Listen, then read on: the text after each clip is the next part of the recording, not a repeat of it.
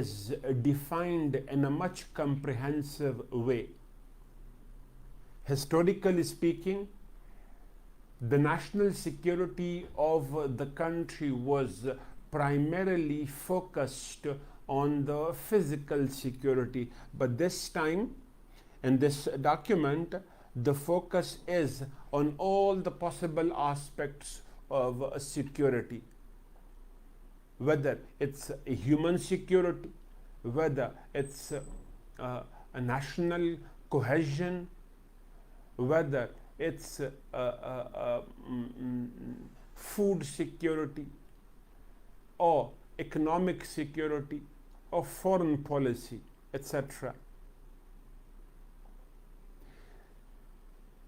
In this document, economic security and human security being made as the core of national security. Economic and human security has been made the focal point, the center of national security. In national security, the first key point is economic security. In economic security, there are two major or broader focuses being made in the document. Number one,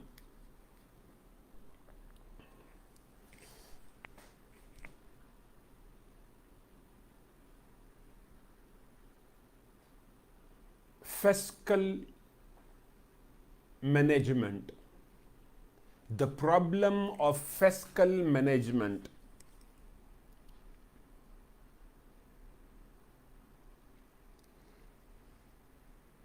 One of the key economic security threat being faced by Pakistan has always been fiscal deficit, budget deficit.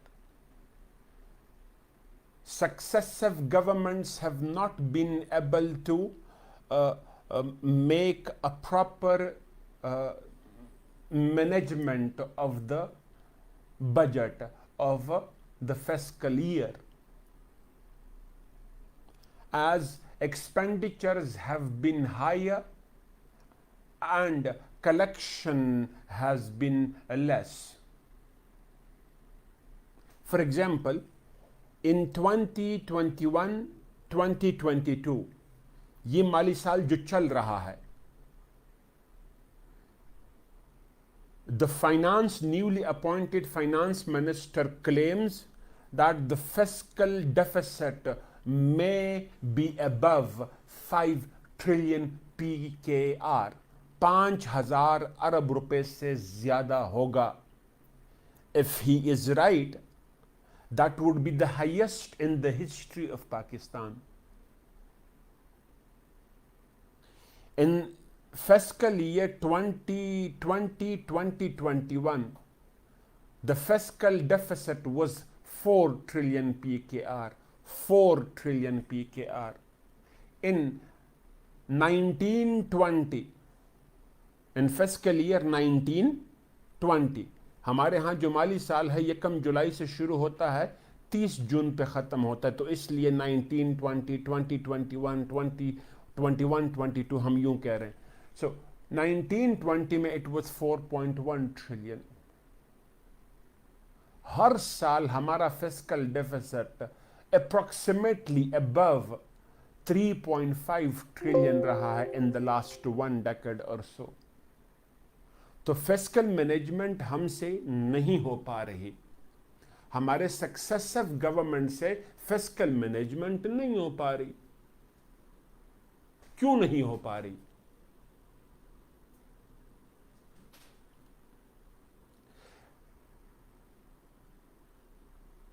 collection has always been less. One key reason, basically सबसे बड़ा reason है ही यही, collection हमारी हमेशा से कम रही है. आप लोगों को इकोनॉमी में इसकी तफसील में जाऊंगा, यहाँ पे सिर्फ इतना बता दूं कि हमने जो कलेक्शन की 2020 में 2021 में 2020-2021 में हमने जो ओवरऑल कलेक्शन की वो 4.7 ट्रिलियन की, 4.7 ट्रिलियन कलेक्शन हमने की।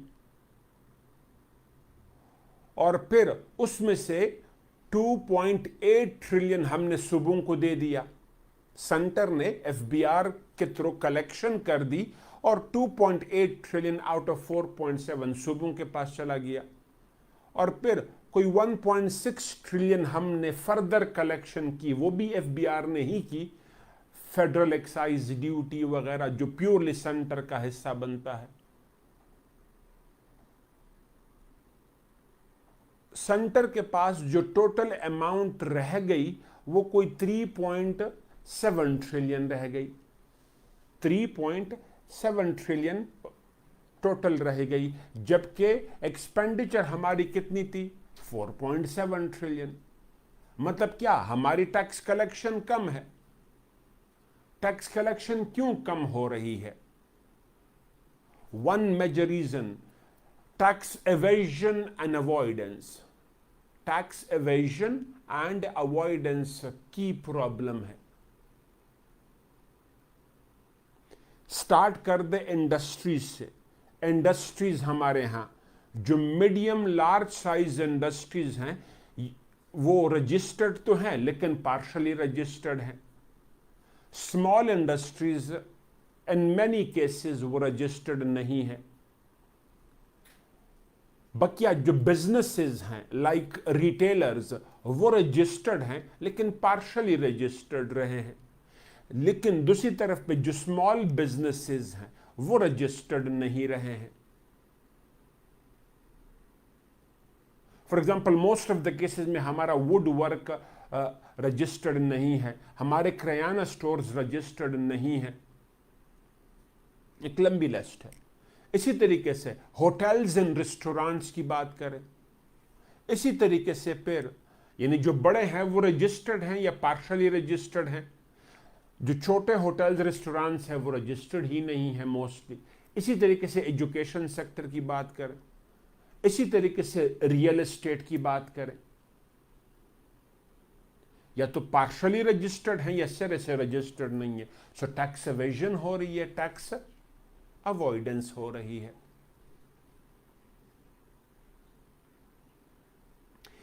इसी तरीके से फिर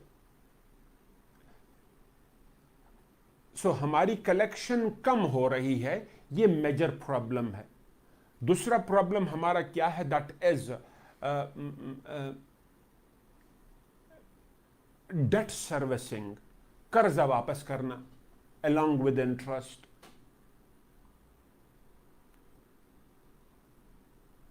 पिछले साल जो हमारा बजट था यानी 20-21 का 7.3 ट्रिलियन हमारा बजट था। 7.3 ट्रिलियन बजट था एक्सपेंडिचर पोर्शन, रिमेंबर।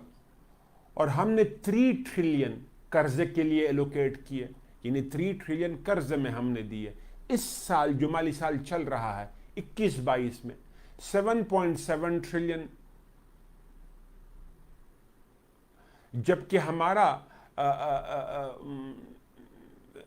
जो एलोकेशन हमने की इसके लिए क्या नाम है डेट सर्विसिंग के लिए, वो 3.4 ट्रिलियन है। 35% plus of the budget money हमारा कहां जाता है? Expenditure portion of the budget कहां जाता है? डेट सर्विसिंग में। तो फिस्कल मैनेजमेंट हमसे नहीं हो पा रही है। दो बड़ी वजह मैंने बताई, एक तो कलेक्शन कम हो रही है, दूसरा एक्सपेंडिचर लोन जो हम वापस कर रहे हैं वो बड़ा मसला है। इसी तरीके से फिर सब्सिडीज हमारे लिए बड़ा मसला बना हुआ है। देयर आर एरियाज जहां पे हमें सब्सिडीज देनी पड़ती हैं। जो पुअर क्लास है, अंडर प्रिविलेज क्लास है, उनको सपोर्ट करने के लिए या इंडस्ट्री को या एग्रीकल्चर को बूस्ट अप करने के लिए उनको हमें सब्सिडीज देनी पड़ती है। लेकिन देयर आर सब्सिडीज जो नहीं होनी चाहिए थी। मिसाल के तौर पे the state owned enterprises. State owned enterprises हमारे लिए एक बहुत बड़ा बर्डन है, और सबसे बड़ा उसमें कौन? PIA, Pakistan airlines, Pakistan international airlines. दूसरा बड़ा हमारे लिए कौन है?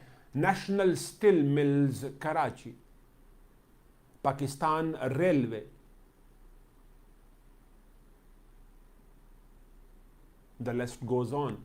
ऐसे कोई 32 डिफरेंट स्टेट ओन्ड एंटरप्राइजेज हैं जिसको स्टेट हर साल बेल आउट करता है। प्रॉब्लम। सो फिस्कल मैनेजमेंट हमसे नहीं हो पा रही। मैं एहतियातन इसलिए ये चीज़ इतनी एक्सप्लेन कर रहा हूं कि ताकि इकोनॉमी का बड़ा पोर्शन भी हमारा उसमें कवर हो जाए, वो दोबारा हमें रिपीट ना करना पड़े। दूसरा बड़ा प्रॉब्लम हमारा क्या है फिस्कल मैनेजमेंट के बाद? That is balance of payment problem. हमारी इकोनॉमी का दूसरा और बड़ा मसला क्या है? Balance of payment.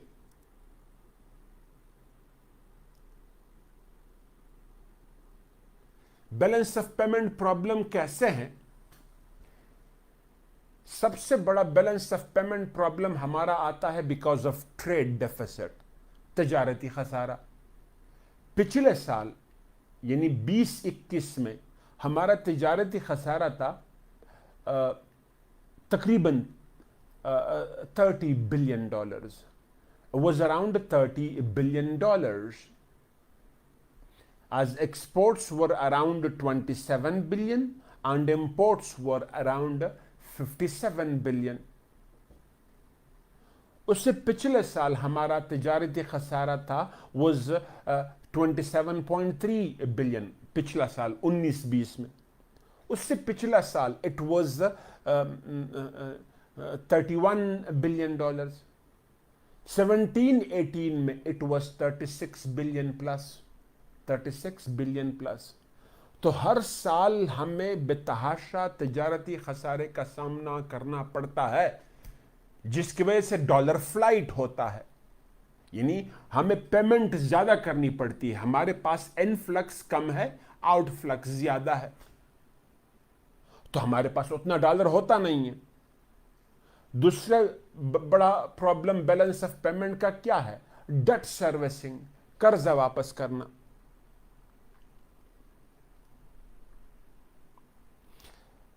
हमने जो लास्ट 3 फिस्कल ईयर गुजारे हैं, एक्सटर्नल सोर्सेस को जो हमने कर्जा वापस किया है वो अराउंड $29 बिलियन है। स्टेट बैंक को एज ए सोर्स कोट कर रहा हूं, $29 बिलियन हमने वापस किए हैं एक्सटर्नल सोर्सेस को। तो बैलेंस ऑफ पेमेंट का प्रॉब्लम यहां पे आ जाता है। इसका मतलब क्या? डॉलर स्टेबिलिटी मुल्क में नहीं आ रही है, डॉलर फ्लाइट है बेतहाशा। हमारे डॉलर रिजर्व्स को ईट अप कर लेता है या स्क्वीज करता है या बहुत ज्यादा रिड्यूस कर लेता है क्या? बैलेंस ऑफ पेमेंट, जो हमें ट्रेड में यानी ट्रेड डेफिसिट और डेट सर्विसिंग में फेस करना पड़ता है।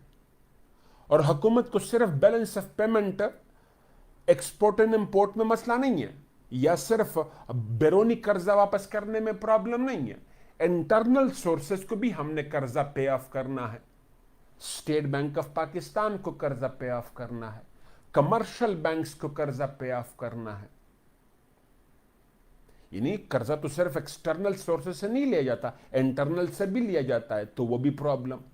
उससे एक और बड़ा प्रॉब्लम सर्कुलर डेट, गर्दिशी कर्जा जो बिजली की मद में है, that is in the context of electricity, जो इस वक्त 2.3 ट्रिलियन PKR से ज्यादा हो चुका है। 2.3 ट्रिलियन PKR 2300 अरब रुपए से ज्यादा है। सो गवर्नमेंट ऑफ पाकिस्तान को इकोनॉमिकली स्पीकिंग देयर आर 2 की problems. One is fiscal management, दूसरा बैलेंस ऑफ पेमेंट। जो इस नेशनल सिक्योरिटी डॉक्यूमेंट ने चीज़ें बताई हैं वो ये बताई हैं। उसने ये तफसील नहीं दी है जो मैं आप लोगों को बता रहा हूँ। ये मैंने कि सारी बातें करंट अफेयर्स है तो हमने कंटेम्प्रेरी पे यूँ अप्लाई करना है, ये प्रॉब्लम है। अब इन दोनों प्रॉब्लम को डील करने के लिए हमारे पास सोल्यूशन क्या रहा है, परसिस्टेंट कंटिन्यूअस सोल्यूशन क्या रहा है? एक्वायर लोन, लोन ले लो। 2008 से around in 2008 it was nearly 6 trillion PKR हमारे ऊपर लोन था। 6 ट्रिलियन PKR हमारे ऊपर टोटल लोन था और $62 बिलियन तकरीबन फॉरेन लोन था। 6 ट्रिलियन PKR ओवरऑल था, $62 बिलियन प्लस माइनस। ये 62 बिलियन को मैं एग्जैक्टली कंटेस्ट नहीं कर रहा हूं, थोड़ा ऊपर नीचे होगा। और अब कितना है? Nearly 40 trillion PKR। 40 trillion PKR हमारे ऊपर टोटल कर्जा है, इंटरनल एक्सटर्नल मिला के, जिनमें से foreign loan is around $127 billion. $127 billion. तो फिस्कल मैनेजमेंट करने के लिए, बैलेंस ऑफ पेमेंट करने के लिए हमें क्या करना पड़ता है? लोन लेना पड़ता है। लोन के बगैर ना हमारा बजट बनता है, लोन के बगैर ना हमारे रिजर्व्स स्टेबल रहते हैं।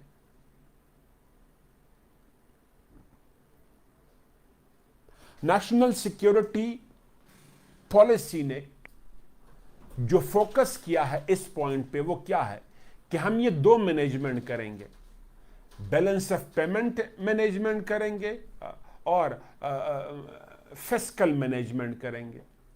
बैलेंस ऑफ पेमेंट और फिस्कल मैनेजमेंट हम करेंगे।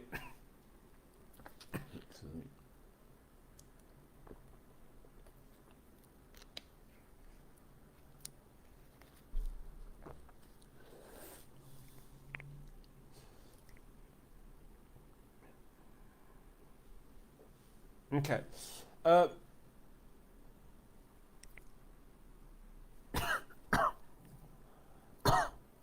Excuse me. जी, अब इनको हल करने के लिए नेशनल सिक्योरिटी डॉक्यूमेंट क्या फोकस कर रहा है? The focus of the national security document,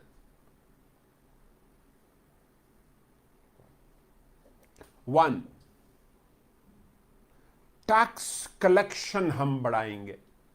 tax collection हम बढ़ाएंगे, जिसको हमने बढ़ाना शुरू भी कर दिया है, जिसमें एक साइजेबल इंक्रीज नजर आ रहा है। और वो कैसे? 17-18 में, माली साल 17-18 में it was 3.8 ट्रिलियन PKR। 18-19 में again it was almost the same figures। 18-19 में यही फिगर्स थे। 19-20 में it was 4.1 ट्रिलियन, तकरीबन कोई 300 अरब रुपए का इजाफा हुआ। 2021 में, 2021 यानी 2021 में इट वॉज 4.7 ट्रिलियन। और इस साल टारगेट जो है यानी 21-22 में, 21-22 में टारगेट जो रखा गया है दैट इज 6.2 ट्रिलियन। 6.2 ट्रिलियन का हमने टारगेट रखा है। तो सबसे पहला काम हम क्या करेंगे या कर रहे हैं? फिस्कल मैनेजमेंट कर रहे हैं। और वो कैसे? टैक्सेस बढ़ा के, टैक्स रिफॉर्म्स करके, और वो होना शुरू हो गए हैं। मिसाल के तौर पे बड़े बड़े रिफॉर्म्स क्या किए जा रहे हैं? Track and trace system, track and trace system introduced by FBR।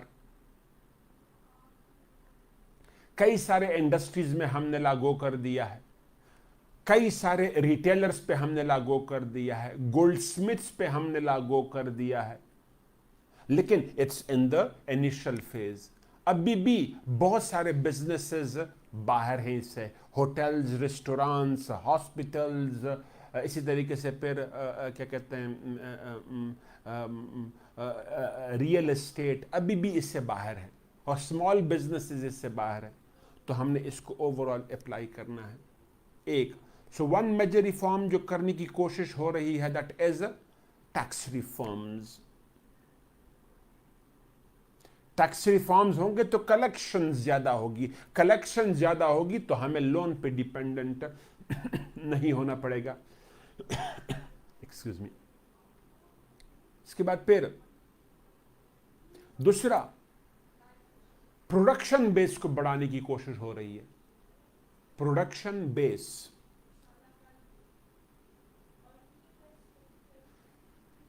Industry को, एग्रीकल्चर को प्रमोट एंड सर्विसिंग सेक्टर को, पहले प्रोडक्शन सेक्टर की बात करते हैं, दैट्स इंडस्ट्री एंड एग्रीकल्चर को प्रमोट होने की कोशिश हो रही है। For example, a visible increase in the textile industry.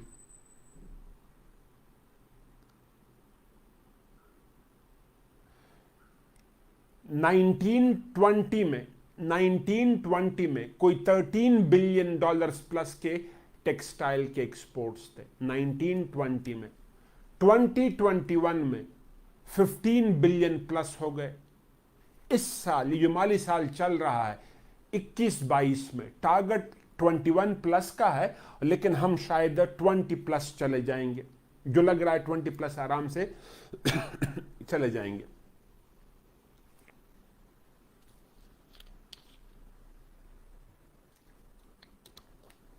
इसी तरीके से हमने ऑटोमोबाइल पे फोकस किया है। ये सिर्फ फिस्कल मैनेजमेंट की बात नहीं हो रही, साथ साथ में बैलेंस ऑफ पेमेंट को भी इंप्रूव करना है। तो जब हमारा टेक्सटाइल इंप्रूव होगा या बकिया इंडस्ट्रीज इंप्रूव होगी तो ऑटोमेटिकली सिर्फ इंडिजिनस प्रोडक्शन नहीं बढ़ेगी, बल्कि हमारे एक्सपोर्ट्स भी बढ़ेंगे, जिसका रिजल्ट क्या होगा, बैलेंस ऑफ पेमेंट। दूसरा एग्जांपल दे रहा हूं, दैट इज हमारे ऑटोमोबाइल इंडस्ट्री में इंक्रीज नजर आ रहा है। कई सारे ऑटोमोबाइल इंडस्ट्रीज, गाड़ियां, मुख्तलिफ कंपनीज आ गई। वॉल्क्स वैगन आ गई है, वॉल्क्स वैगन जो आउडी बनाते हैं, हब में इसका वो लग गया है, यूनिट लग गया है, हब बलूचिस्तान। उसके अलावा फिर किया का भी लग गया है, एमजी का भी लग गया, कई सारी कंपनीज हैं, हुंडई का भी लग गया है, वगैरह वगैरह। इसी तरीके से हम लोग तीसरा इलेक्ट्रॉनिक्स में चले गए हैं। इलेक्ट्रॉनिक हमारा एक मेजर इंपोर्ट रहा है, स्पेशली मोबाइल्स। अब सिवाय एप्पल के तकरीबन सब ने यूनिट्स लगवा दिए हैं, कुछ लग गए हैं, कुछ लगने वाले हैं। हवावे ने लगा दिया है, सैमसंग ने कुछ प्रोडक्ट्स लॉन्च कर दिए, सारे नहीं, यूनिट लगा दिए, कुछ यूनिट्स क्या कहते हैं इसके प्रोडक्ट्स लॉन्च हो गए पाकिस्तान में। इसी तरीके से फिर Xiaomi ने लगवा रहा है। तो हम 2025-26 हमने टारगेट रखा है, माली साल 25-26। द टारगेट इज कि हम मोबाइल एक्सपोर्ट करेंगे, इंपोर्ट हमारा नहीं होगा। और सिर्फ ये टारगेट नहीं है कि हम एक्सपोर्ट करेंगे, हम फिलहाल असेंबलिंग कर रहे हैं। असेंबलिंग यानी मोबाइल को असेंबल कर रहे हैं, स्पेयर पार्ट्स बाहर से इंपोर्ट करते हैं। 25-26 में टारगेट क्या है कि मेजॉरिटी को हम खुद प्रोड्यूस करेंगे, right. So balance of payment, पहले फिस्कल मैनेजमेंट को ठीक करना, दूसरा बैलेंस ऑफ पेमेंट को ठीक किया जाएगा। बैलेंस ऑफ पेमेंट को ठीक करने के लिए सबसे बड़ा स्टेप क्या लिया जाएगा, इंडस्ट्री को प्रमोट करके। दूसरा, आईटी सेक्टर को प्रमोट किया जाएगा। और आईटी सेक्टर में एक क्या कहते हैं, साइंस ऑफ डेवलपमेंट्स नजर आने लगे हैं। For example, multiple IT industrial units are being under installation in different parts of the country. Lahore, Karachi, Islamabad, Haripur, etc. ये यूनिट्स, ये क्या कहते हैं, सेटअप्स लग रहे हैं, इंडस्ट्रीज लग रही हैं। And not to forget, last year India ने जो IT से अर्न किया था, that was more than the oil export of Saudi Arabia. So IT इतना बड़ा एक्सपोर्टिंग मार्केट है यूरोपियन कंट्रीज के लिए, देख ले, स्पेशली जर्मनी के लिए। जापान के लिए देख लें, साउथ कोरिया के लिए देख लें। साउथ कोरिया का एक जो सैमसंग कंपनी है वो हमारे बजट से तकरीबन ज्यादा हो जाती है या उसकी आधा हो जाती है। यूएस के लिए यही आईटी बहुत बड़ा एक्सपोर्टिंग प्रोडक्ट है, तो हम उसकी तरफ जाना शुरू हो गए हैं। उसके बाद फिर हमारा जो नेक्स्ट फोकस है that is increase in remittances. Remittances में इजाफा करवाओ। 2019-2020 में 19-20 में 21.7 बिलियन इंपोर्ट्स आए थे, सॉरी रेमिटेंसेस आए थे 21.7 बिलियन, जबकि 2021 में 2020-2021 में इंपोर्ट्स हमारे आ गए, सॉरी रेमिटेंसेस दे वर 29 बिलियन। रेमिटेंसेस हमारे 29 बिलियन प्लस के हो गए, और इस साल टारगेट जो है वो मेरे ख्याल में 32 बिलियन डॉलर्स प्लस का सेट किया गया है। अगर पॉलिटिकल स्टेबिलिटी रहती है तो होपफुली, और अगर हमारे एक्सपेट्रिएट्स हमारी गवर्नमेंट के पॉलिसीज के साथ एग्री करते हैं, डिसएग्री नहीं करते, तो होपफुली इसमें कमी नहीं आएगी, इजाफा आएगा। मजीद टूरिज्म को प्रमोट करो, राइट। सो हमने दो चीजें डिस्कस की नेशनल सिक्योरिटी में, बैलेंस ऑफ पेमेंट, पहले फिस्कल मैनेजमेंट, दूसरा बैलेंस ऑफ पेमेंट। याद रखो आपकी इकोनॉमी के दो बड़े मसले यही हैं। तो जब भी आप इकोनॉमी डिस्कस करेंगे तो ये करेंगे। मैंने प्रॉब्लम बताया, उसके इफेक्ट्स बताए, उसका सॉल्यूशन बताया। नेशनल सिक्योरिटी में क्यों तफसील में इतना किया, इस पे अलग क्वेश्चन आए तो तुम लोग कर सको।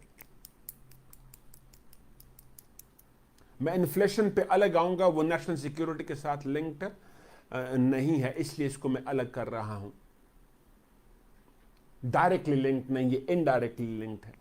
ओके, उसके बाद फिर दूसरा बड़ा focus of the national security is the physical security. इसको मैं एलाबोरेट नहीं करूंगा, हर सीएसएस के कैंडिडेट को यह बात पता है कि फिजिकल सिक्योरिटी के हमारे थ्रेट्स क्या क्या हैं। Number 1, India as an existential threat या continuous threat, persistent threat.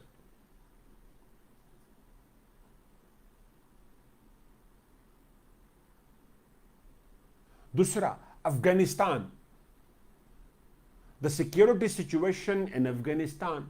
Afghanistan की सरजमीन, the land of Afghanistan being persistently used against Pakistan for terrorist attacks, be it Balochistan or be it KP or other parts of the country. For example, चंद दिन पहले खैबर पख्तूनख्वा में, north Waziristan में हमारे 7 soldiers शहीद हुए थे, 7 सोल्जर्स हमारे शहीद हुए थे। हमला कहाँ से हुआ था? अफगानिस्तान से। तो the land of Afghanistan being persistently used for terrorist attacks against Pakistan. So one India, second Afghanistan, और वो भी नॉन स्टेट एक्टर्स यूज करते हैं सरजमीन अफगानिस्तान को। थर्ड सिक्योरिटी थ्रेट हमारे लिए क्या है? That is internal security threats, TTP, Tehreek Taliban Pakistan. Sectarian terrorist outfits, बड़ा क्लियरली कह रहा हूं, स्टेट इसको यूं डिफाइन करता है, सेक्टेरियन टेररिस्ट आउटफिट्स। तीसरा, sub nationalist violent groups, sub nationalist violent groups, separatist organisation जिसको हम कहते हैं, Baloch liberation army, Baloch republican army etcetera, तो वो भी हमारे लिए problem. India Afghanistan security situation, internal security situation. Fourth, maritime security threats in the Arabian sea. Arabian sea में जो हमारे लिए सिक्योरिटी थ्रेट्स बढ़ रहे हैं, specially because of the project CPAC that is being opposed by India and US। India bar bar territorial water right of Pakistan को violet कर रहा है थ्रू इट्स सबमरीन्स। पिछले साल कोई 14 टाइम्स उन्होंने वायलेशन की है। सो थ्रेट्स उधर भी बढ़ रहे हैं।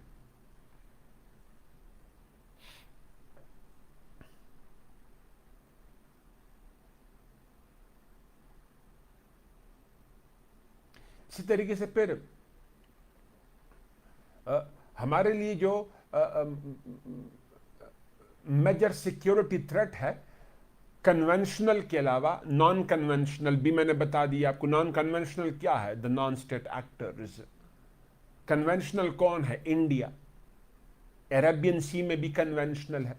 अच्छा, उसके अलावा फिर एक और है, that is cyber security threats. ये भी नॉन कन्वेंशनल में आ जाता है। Cyber terrorism. हमारे यहां फॉर एग्जांपल न्यूजीलैंड की टीम आई थी, उनको थ्रेट आया एक ईमेल और उन्होंने दौरा कैंसिल कर दिया। साइबर अटैक्स हमारे खिलाफ हो रहे हैं। इसी तरीके से डिसइन्फो लैब, यूरोप में डिसइन्फो लैब ने जो अनअर्थ किए हैं, more than 3000 different accounts unearth किए हैं जो इंडिया से चल रहे हैं, इंडियंस चला रहे हैं यूरोप में अगेंस्ट पाकिस्तान। Cyber terrorism.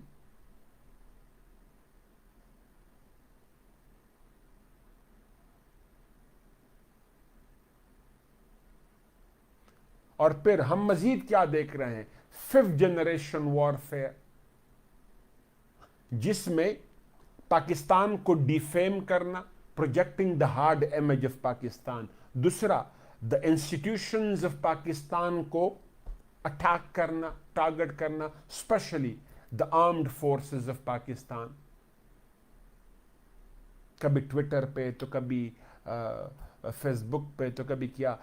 इसको प्लीज पॉलिटिकल कॉन्टेक्स्ट में बात ना लीजिएगा। मैं जर्नली जो हमारे खिलाफ होता रहा है और आपने उसी एकेडमिक अंदाज में इसको जवाब देना है।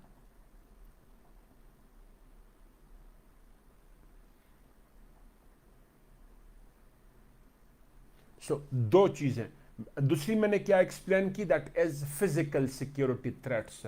India, Afghanistan, maritime security threats, internal security threats, cyber, 5th generation warfare. ये आपके की पॉइंट्स होंगे। सॉल्यूशंस इनके लिए हमने क्या ढूंढे हैं, या पॉलिसी रिकमेंडेशन इस डॉक्यूमेंट्स ने क्या दिए हैं? नंबर 1,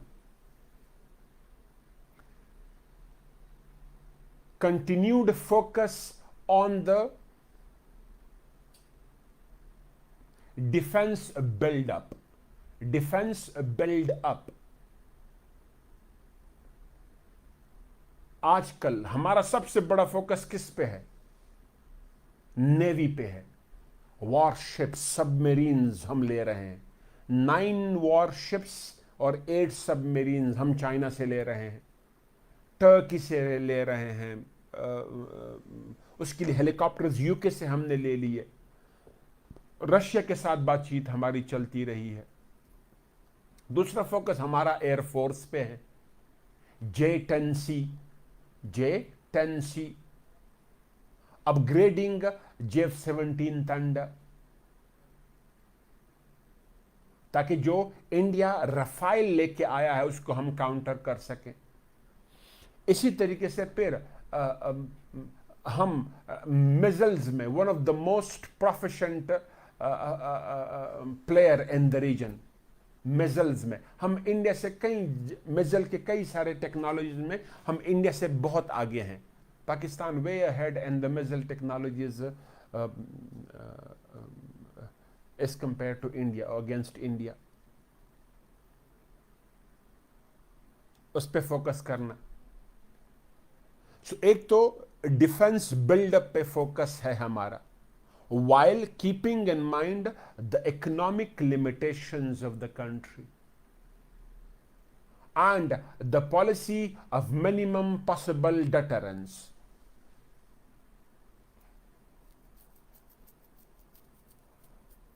फिर दूसरा हमारा फोकस क्या है? That is nuclear.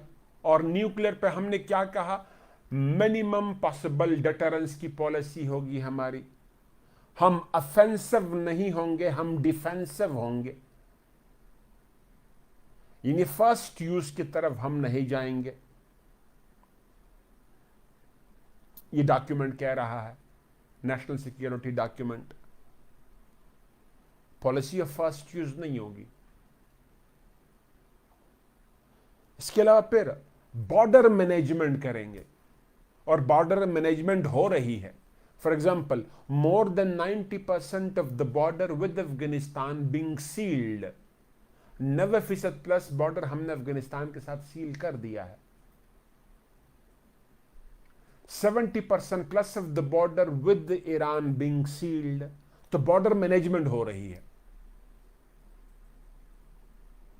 उसके अलावा फिर सीरीज ऑफ मिलिट्री ऑपरेशंस हमने किए, series of military operations, Khyber 1, 2, 3, 4, ज़र्ब अज़ब, रदुल फसाद, ranger operations Karachi, and the list goes on. इसके अलावा फिर मजीद हमने क्या किया या कर रहे हैं? That is policy of negotiation या mainstreaming of the violent groups, especially sub-nationalist groups, yeah, other groups like TTP, especially those individuals who are not involved in heinous crimes. They would be preferred, yeah, they are allowed or they would be encouraged to join the mainstream, but after following the due course of law. ऐसा नहीं कि बस किसी ने माफी मांग लिया हम उसको माफ कर देंगे, नहीं, ड्यू कोर्स ऑफ लॉ उस पर अप्लाई होगा। डॉक्यूमेंट ये कह रहा है।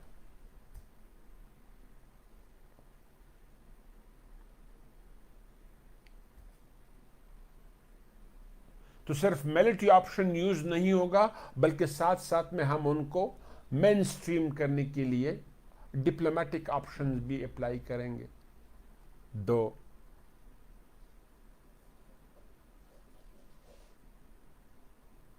तीसरा, साइबर सिक्योरिटी को इंप्रूव करने के लिए multiple steps are underway. FIA को एम्पावर करना, इक्विप करना,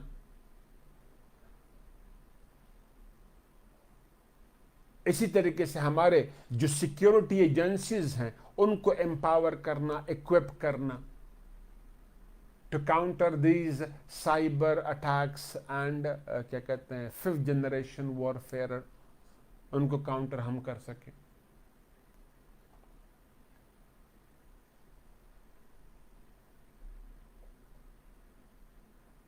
सो हमारी नेशनल सिक्योरिटी का दूसरा बड़ा फोकस किस पे है?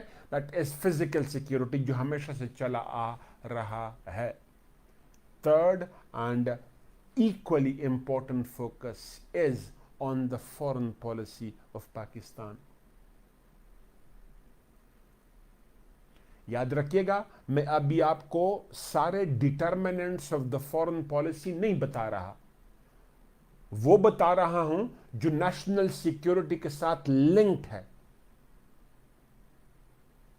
जो नेशनल सिक्योरिटी के साथ लिंक्ड है।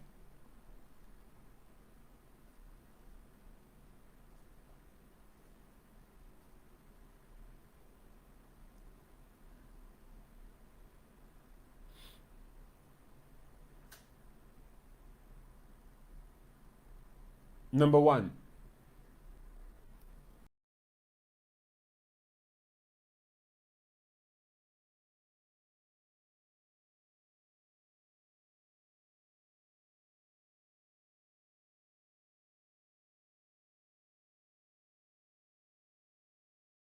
geography. When you talk about geography,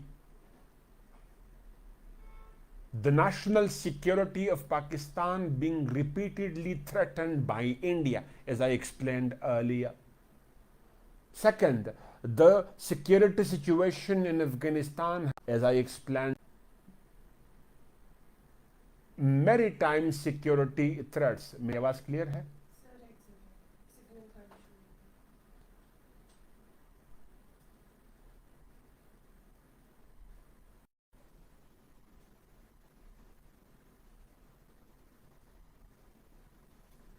अब ठीक है, आवाज क्लियर है? ओके बेटा.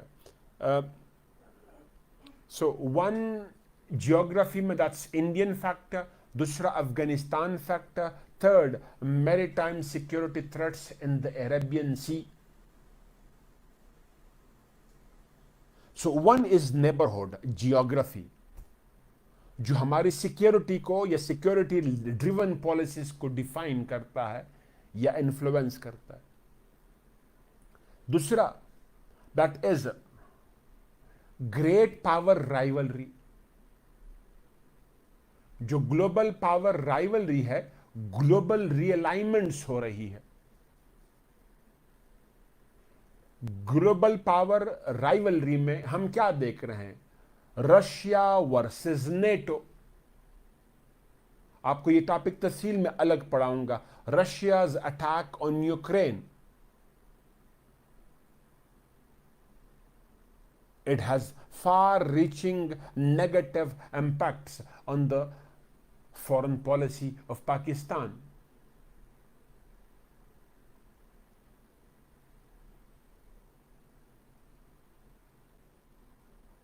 The relations of Pakistan with European Union, with US, क्या कहते हैं, got tensed after Pakistan's Prime Minister's visit to Ukraine.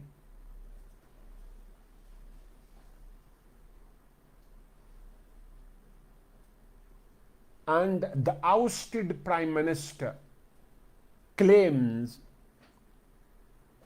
that his government being dethroned by foreign plotting, foreign intervention.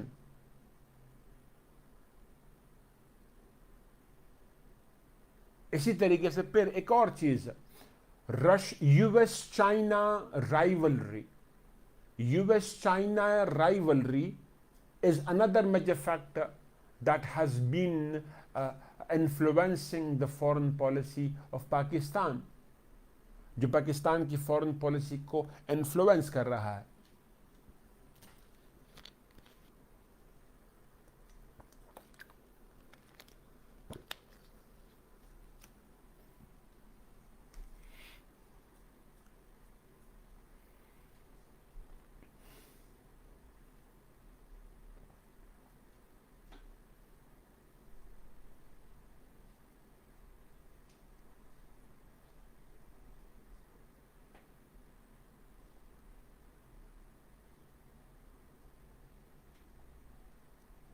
कैसे? China has launched its BRI project, and the project being initiated from CPEC. उसका पहला project क्या है? BRI का CPEC है. US, India outrightly opposed the project.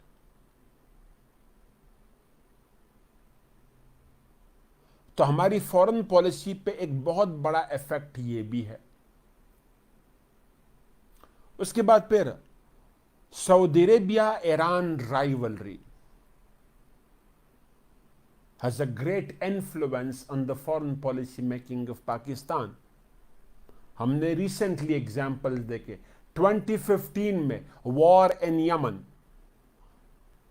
Pakistan was asked for a military support. Pakistan humbly refused to send troops to the war in Yemen that antagonized Saudi Arabia and UAE.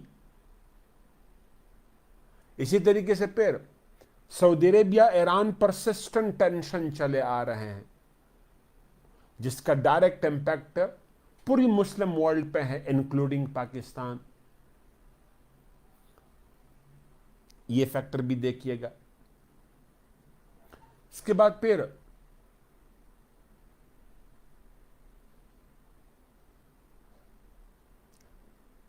European union, foreign policy में European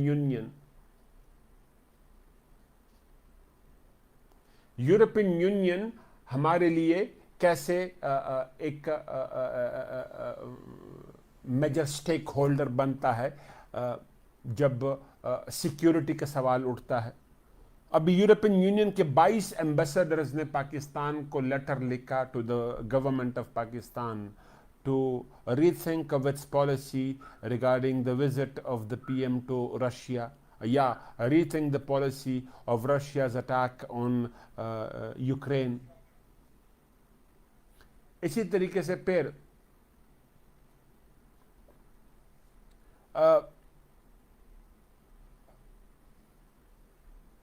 इनके लिए फिर हमने और फिर European union के बाद UN हमारी फॉरेन पॉलिसी को इन्फ्लुएंस करता है, इंटरनेशनल लॉ ओवरऑल। कलभूषण या दव case in international court of justice हमारी फॉरेन पॉलिसी को इन्फ्लुएंस करता है। हमने इस केस को इंटरनेशनल कोर्ट ऑफ जस्टिस में यह प्रूव करना है, जो कि हम अपनी तरफ पे प्रूव कर गए कि he is a proven terrorist, raw agent.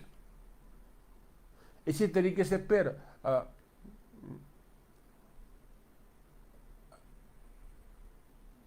फिर ये जो सारे ये फैक्टर्स हैं जो सिक्योरिटी हमारी जो फॉरेन पॉलिसी को इन्फ्लुएंस कर रहे हैं, इसके लिए फिर हमने सॉल्यूशंस क्या ढूंढे हैं, हमारी फॉरेन पॉलिसी फोकस होगी क्या।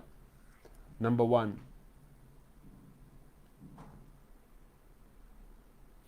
Partner in peace not in war. हम पार्टनर बनेंगे in peace not in war. हम वॉर का हिस्सा नहीं बनेंगे। Pakistan would know more be a part of any foreign war in future, but it would always remain a partner in the negotiation process. 2015 में हमने Yemen में troops नहीं भेजे। Pakistan refused to send troops into the war in Yemen was a clear message, the shift in the foreign policy of Pakistan, partner in peace, not in war. 15 में हमने negotiation करवाई Saudi Arabia Iran के दरमियान में, 18 में हमने करवाई, 20 में हमने करवाई, उससे पहले हमने 97 में भी करवाई थी, लेकिन अब पॉलिसी हमारी क्लियर हो रही है। उसके बाद वॉर एंड टेरर अफगानिस्तान में हमने क्या किया, नो मोर मिलिट्री सपोर्ट। हमने अड्डे नहीं दिए। अब वो एक अलग सवाल है, अड्डे मांगे गए नहीं मांगे गए। हमारे DGISPR ने कहा कि अड्डे नहीं मांगे गए, लेकिन एटलीस्ट हमने क्लियर किया कि Pakistan would not give military basis to US। और फिर हमने क्या कर दिया, दैट इज कि Pakistan would facilitate the negotiation process for peace and stability in Afghanistan. 2020 में दोहा डील हुई, दोहा कतर डील हुई सऊदी US तालिबान के दरमियान में। The key role was being played by Pakistan. दूसरा, the troika plus conference, troika plus conference, US, Russia, China, Afghanistan, Pakistan, ये conference हुई इस्लामाबाद में 21 में। पाकिस्तान ने उसमें की रोल प्ले किया, स्टेज पाकिस्तान ने किया था। सो पार्टनर इन पीस रहेंगे, नॉट इन वॉर। हम नेगोशिएशंस करवाएंगे, नेगोशिएशन में रोल प्ले करेंगे, वॉर का हिस्सा नहीं बनेंगे। 1 दूसरा बड़ा पॉलिसी जो क्लैरिटी आई है इस डॉक्यूमेंट में और इस डॉक्यूमेंट से पहले, the policy of neutrality in the global power rivalry. Policy of neutrality in the global power rivalry. Global power rivalry में हम न्यूट्रल रहेंगे. From 1954 till 1991, Pakistan remained the part of the Cold War. Pakistan allied itself with US in the Cold War against the communist USSR. तो हमारी policy उस वक्त neutral नहीं थी, हम एलाई बन गए थे. सीटो सेंटो ये दो बड़े मिलिट्री अलायंसेस हमने कर लिए थे. ये साइन था कि हम रशिया के खिलाफ, उस वक्त यूएसएसआर था नाम, और यूएस के साथ हम एलाई बन गए. लेकिन अब हमने क्या किया है, ये पॉलिसी क्लैरिटी है कि हम US China rivalry that is called the initiation of cold war 2 by many international strategic experts. इस न्यू कोल्ड वॉर 2 में पाकिस्तान किसी का एलाई नहीं बनेगा. It would remain neutral. कैसे? नेशनल सिक्योरिटी एडवाइजर कोट कर रहा हूं.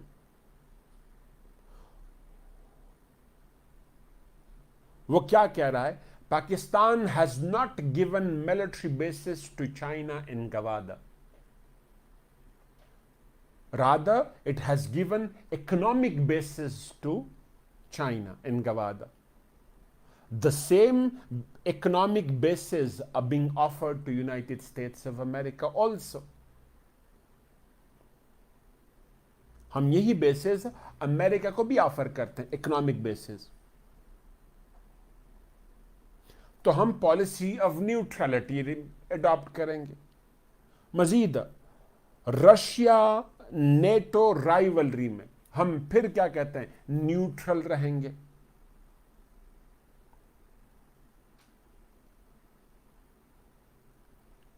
हम किसी ब्लॉक का हिस्सा नहीं बनेंगे. दो बड़े points, partner in peace not in war. दूसरा, पॉलिसी ऑफ न्यूट्रलिटी. दो. तीसरा,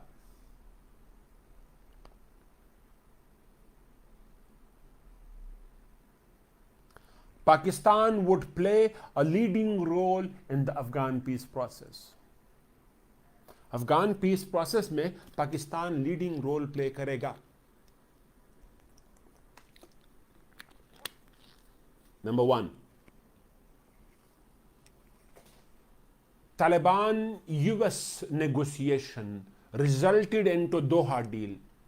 रोल प्ले किया किसने? पाकिस्तान ने. 1, US NATO withdrawal from Afghanistan, role play किया पाकिस्तान ने.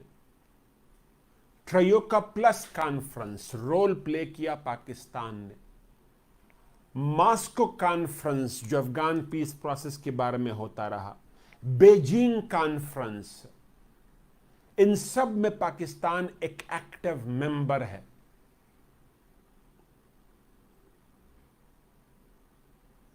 और उससे भी बड़ी बात, to avoid humanitarian crisis in Afghanistan, Pakistan called upon the OIC conference.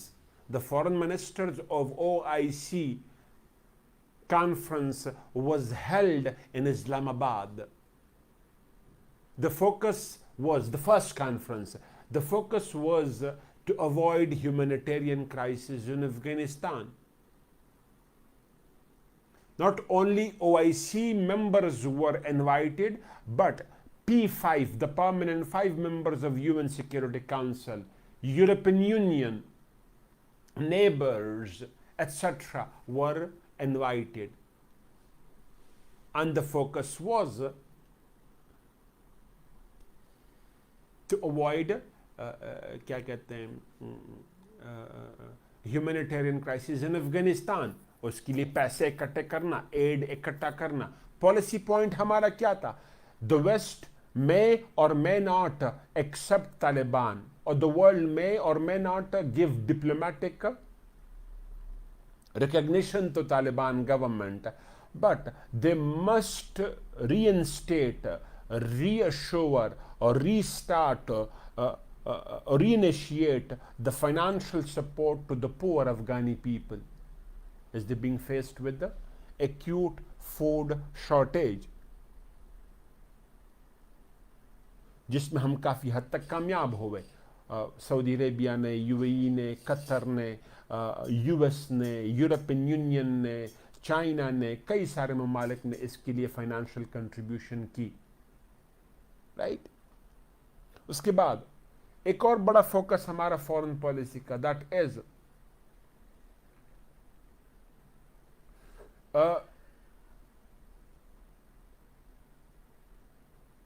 Projecting the soft image of Pakistan.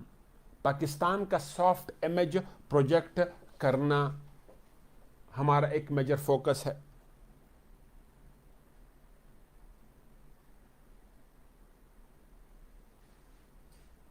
कैसे? एक, अफगानिस्तान में हम सॉफ्ट इमेज प्रोजेक्शन कर रहे हैं। अफगानिस्तान में सॉफ्ट इमेज प्रोजेक्शन हम कर रहे हैं। कैसे सॉफ्ट इमेज प्रोजेक्शन कर रहे हैं? OIC conference speaks of it.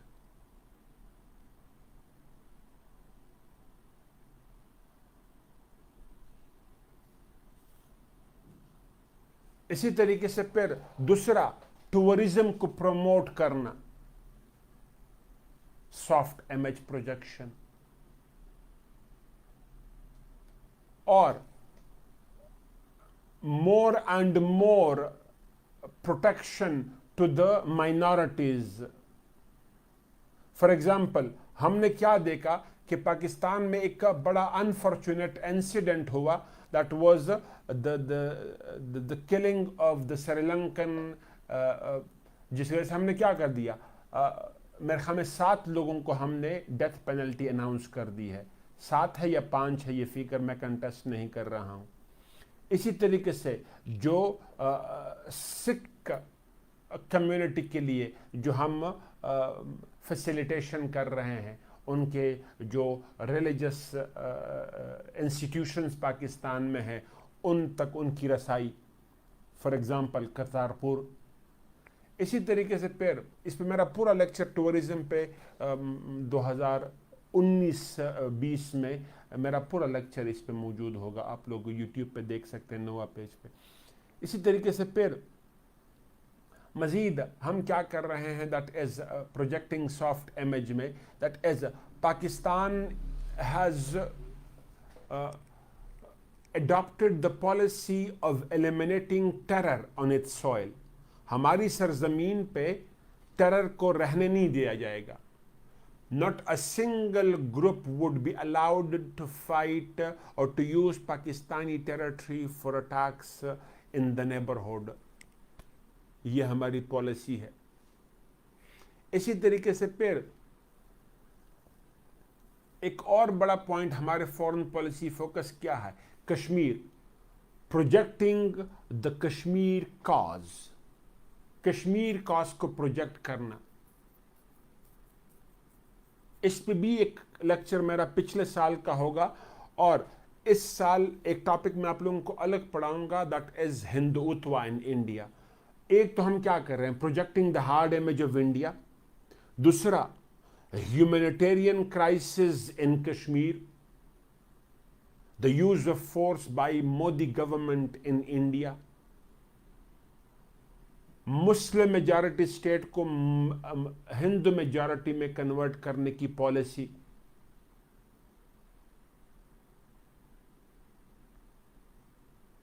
और फिर एवरी पॉसिबल फोरम पे कश्मीर केस को फाइट करना, जो हम करते आए हैं।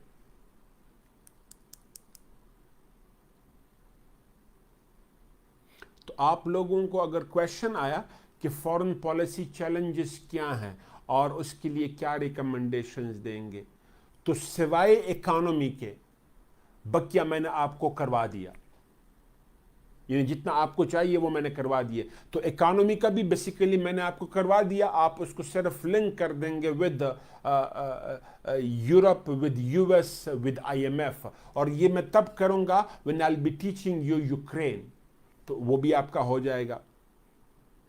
अच्छा, एक और बड़ा पॉइंट है हमारे नेशनल सिक्योरिटी डॉक्यूमेंट में, नेशनल कोहेशन। नेशनल कोहेशन के लिए चैलेंजेस क्या हैं?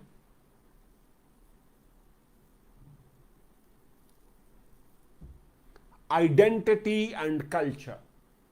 कैसे? हमारे यहां अभी भी फेडरलिज्म स्ट्रांग नहीं है। The concept of provincialism is still prevail, still stronger. Ethnic politics, linguistic politics हमारे यहां अभी भी बड़ी स्ट्रांग है। प्रोविंशियलिज्म अभी भी प्रिवेल कर रहा है। Nationalist politics, linguistic nationalism, ethnic nationalism policies अभी भी चल रही हैं। Demand for new provinces on the basis of ethnicity and language dominate कर रहा है आज भी।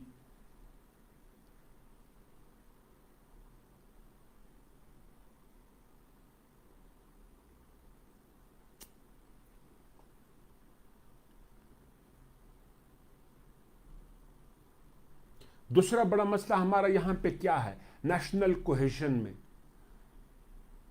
Socio economic inequalities. There are areas in Pakistan which have remained seriously underdeveloped as compared to other parts of the country. To start with Balochistan, to start with the merged districts of KP, Gilgit-Baltistan, Azad Jammu and Kashmir. तो इन पे उतना focus एक socio economically नहीं हुआ है as compare to the other provinces. Other provinces में मैंने KP कह दिया, पंजाब, केपी एंड सिंध। फिर within provinces uneven distribution है या अनइवन डेवलपमेंट है। For example southern Punjab as compare to upper Punjab और central Punjab is more underdeveloped. Socio-economic opportunities in southern Punjab are comparatively far less. The same goes for Sindh. Urban centers in Sindh socio-economically in a better position than the rural areas or interior Sindh. The same goes for KP. Southern KP as compared to central or northern KP ज़्यादा underdeveloped है. So uneven socio-economic development.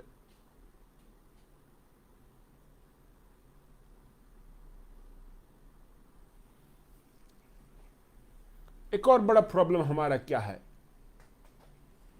Governance and institutional capacity building हमारी बहुत कम रही है या week रही है। Governance का एक बड़ा एग्जाम्पल क्या है? नॉट अ सिंगल गवर्नमेंट और prime minister completed his 5 years tenure in the history of Pakistan. Parliament that should have been the supreme body, parliament जिसको सुप्रीम बॉडी होना चाहिए था, unfortunately it does not have that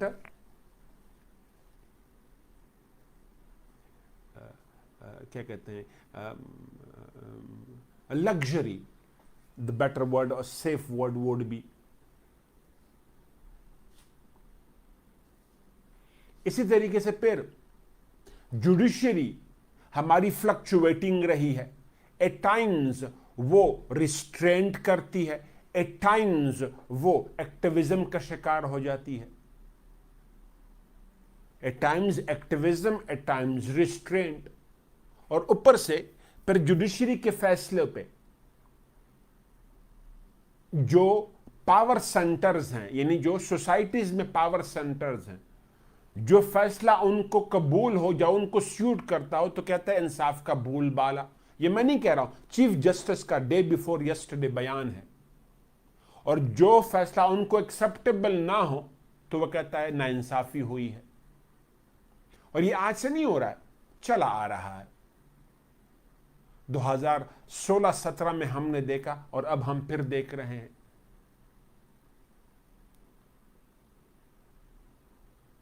और फिर civil military imbalance has been an unending discourse in Pakistan.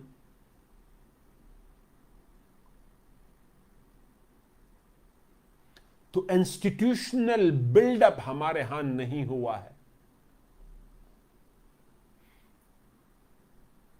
इन मसलों को ठीक करने के लिए क्या करना है? Number 1, strengthen the federation. Federation को स्ट्रांग करो। Pakistan is not a unitary state, it's a federation. Centre में अलग हुकूमत, यूनिट्स में अलग हुकूमत, इज अ फेडरेशन। तो पाकिस्तान एक फेडरेशन है। फेडरेशन को स्ट्रांग करने के लिए it is necessary to strengthen units. या तो यूनिट एक यूनिटरी स्टेट हो तो उसमें स्ट्रांग सेंटर रहे। हम यूनिटरी स्टेट तो है नहीं, फेडरेशन है, तो उसके लिए यूनिट्स को स्ट्रांग करना जरूरी है। लेकिन आज भी हमारा जो 18th अमेंडमेंट का डिस्कोर्स है वो अभी भी उसी तरह चला जा रहा है।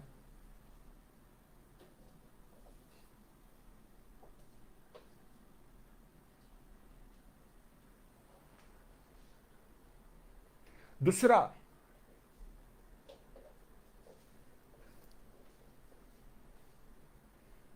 जो फेडरेशन को स्ट्रांग करने के लिए है, सिर्फ फाइनेंशियल पावर्स हमने शिफ्ट नहीं करने, administrative powers, but also financial powers भी शिफ्ट करना है two units. But shifting these administrative and financial powers to units as the government did through 18th amendment, आगे इसको लेके चलना है कहां पे? डिस्ट्रिक्ट लेवल पे हमने डिवॉल्व करना है ये पावर्स।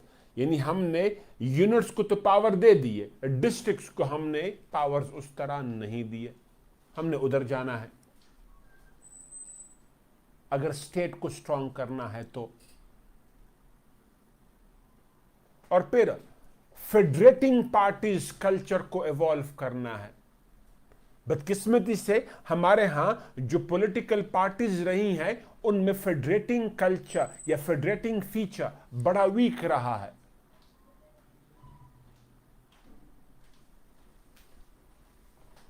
तो हमने फेडरेटिंग कल्चर को स्ट्रांग करना है, वेदर वो मेन स्ट्रीम 3 पार्टीज हैं, वेदर दैट इज पीपीपी और पीटीआई और मुस्लिम लीग नून, उसमें फेडरेटिंग फीचर को हमने स्ट्रांग करना है।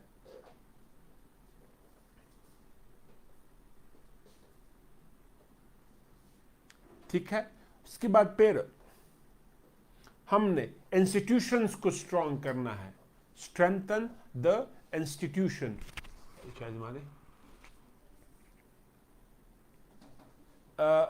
Strengthen the institutions. सबसे पहले पार्लियामेंट को स्ट्रांग करना पड़ेगा। Parliament has to assert itself, but parliament to assert itself, parliamentarians would have to become the role models. हमारे यहां जो पार्लियामेंटेरियंस जो अनडेमोक्रेटिक मूव्स करते रहे हैं वो उनको छोड़ना होंगे। फ्लोर क्रॉसिंग छोड़ना होगा।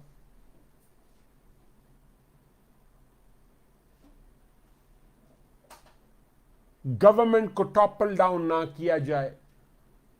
हॉर्स ट्रेडिंग हमारा बड़ा कॉमन प्रॉब्लम है, उसको रोकना होगा। दूसरा, गवर्नमेंट को डिलीवर करना होगा। The party in power must deliver. वो डिलीवर करेगी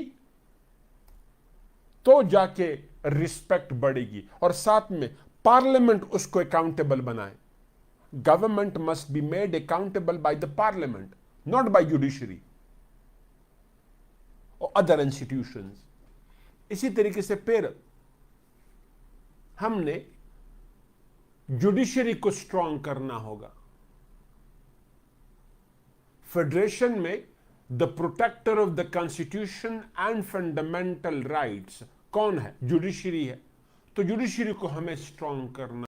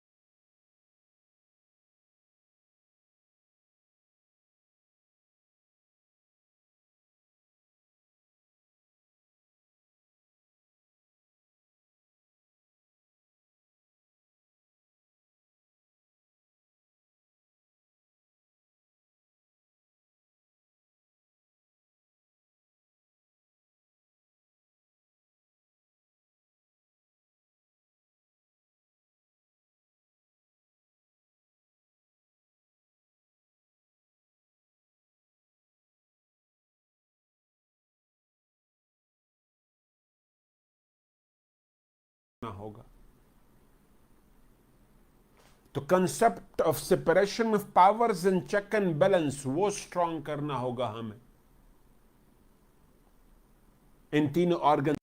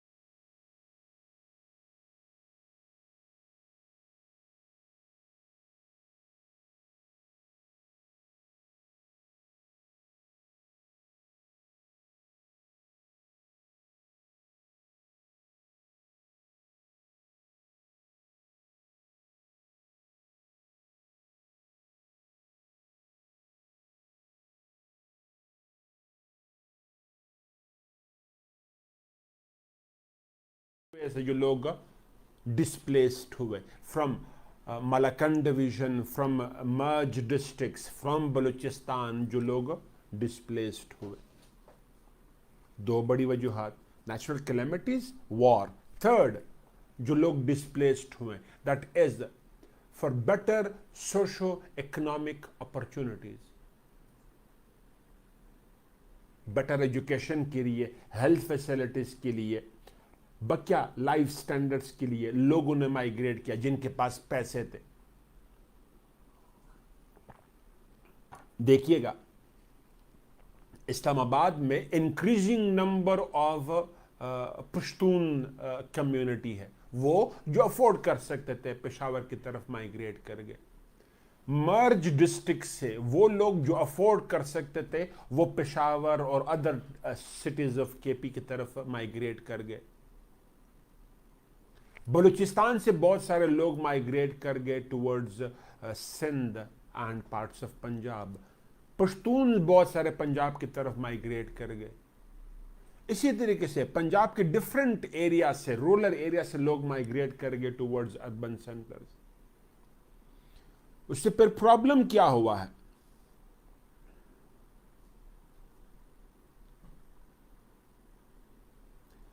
uneven, unplanned expansion of cities हुआ है। सिटीज जो एक्सपैंड कर रही हैं अनइवन है, अनप्लान्ड है और हॉरिजॉन्टल है। उसके बाद रिसोर्सेज इन द सिटीज, जो अर्बन सेंटर्स में रिसोर्सेज हैं उस पर बहुत ज्यादा प्रेशर आया है। हेल्थ फैसिलिटीज पे, रिसोर्सेज पे, एजुकेशनल फैसिलिटीज पे, वाटर पे, फूड पे वगैरह पे बहुत ज़्यादा प्रेशर आया है, पुलिसिंग पे वगैरह वगैरह पे।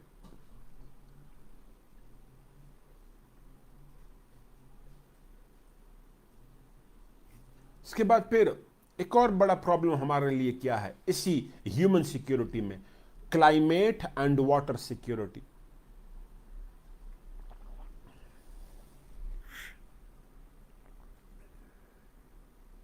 क्लाइमेट चेंज से हमारे यहां क्या हुआ है?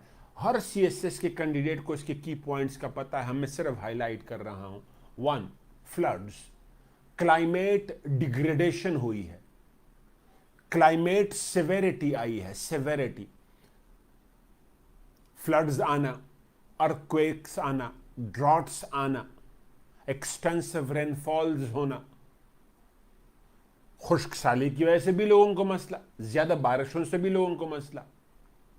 फिर जो हम देख रहे हैं कि हमारे यहां जो वेदर है एक्सट्रीम होता जा रहा है, टेम्परेचर एक्सट्रीम होता जा रहा है।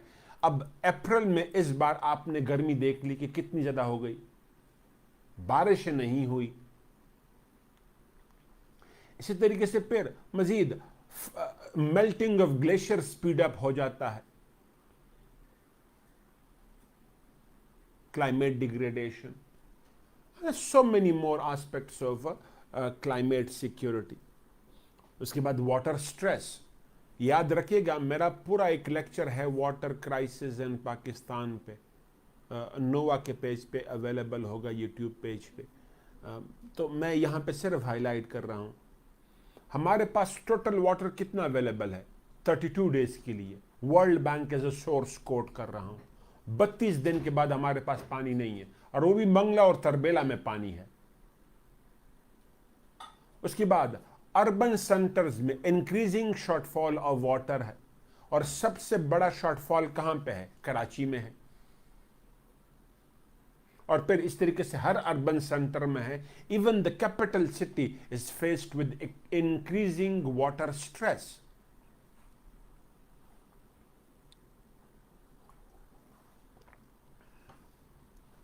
फिर हमारा एक और फैक्टर है फूड सिक्योरिटी। जिस शिद्दत से हमारी पॉपुलेशन बढ़ रही है, पाकिस्तान का सबसे बड़ा प्रोडक्शन क्या है? वीट है। लास्ट ईयर जो हमने गंदम की फसल उठाई वो बम्पर क्रॉप थी, कोई 26 मिलियन टन हमने गंदम प्रोड्यूस की। ये फिगर ज़रा कंफर्म कीजिएगा प्लीज़, मेरे ख्याल में इतना ही कुछ है, 26 मिलियन टन। लेकिन उसके बावजूद भी more than 25% of the wheat is being imported. क्यों? पॉपुलेशन ज़्यादा है, सो फूड सिक्योरिटी का प्रॉब्लम। एडिबल ऑयल हमें इंपोर्ट करना पड़ता है, फ्रूट्स हमें इंपोर्ट करने पड़ते हैं, वेजिटेबल्स हमें इंपोर्ट करने पड़ते हैं। तो हम वो फूड स्कार्सिटी की तरफ जा रहे हैं। एक तो क्लाइमेट डिग्रेडेशंस की वजह से, जिसमें फ्लड्स, वाटर स्कार्सिटी है, और दूसरा पॉपुलेशन इंक्रीज। इसी तरीके से फिर हमारे पास हेल्थ सिक्योरिटी एक बड़ा मसला है।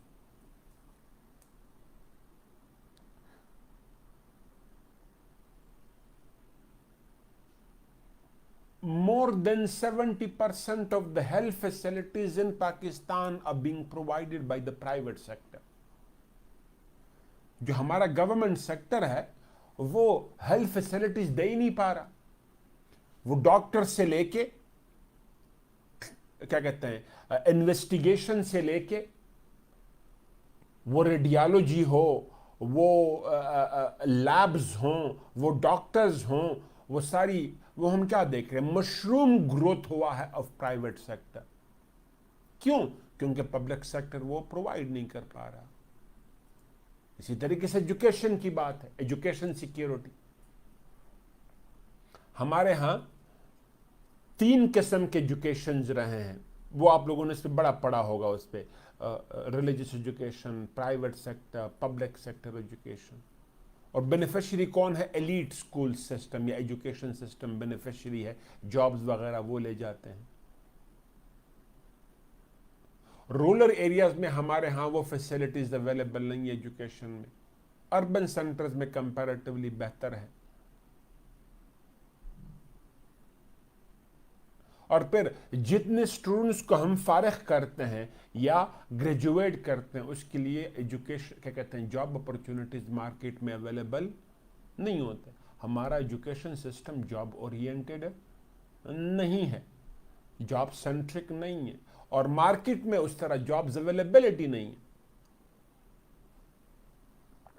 इसी तरीके से पर जेंडर इनसिक्योरिटी हमारे यहाँ एक बड़ा मसला है। आई एम श्योर हर किसी ने उस पर पढ़ा है।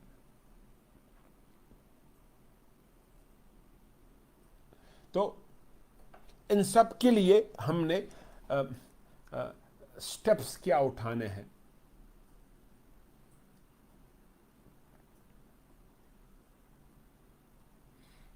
नंबर 1, फूड सिक्योरिटी के लिए हमें क्या करना होगा? मोर and more focus on the agricultural capacity building. हमें अपना एग्रीकल्चर सेक्टर रिवाइव करना होगा। दूसरा, वाटर लाइफ को बढ़ाने के लिए मोर एंड मोर डैम्स बनाने होंगे। 10 डैम्स बन रहे हैं, सिर्फ डैम्स नहीं, कैनाल बनाने होंगे। इसी तरीके से फिर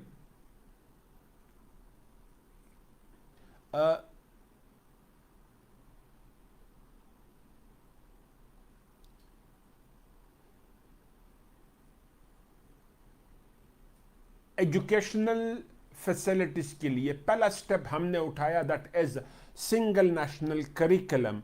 लेकिन ये एक अच्छा आइडिया है बट वेल प्लान्ड नहीं है।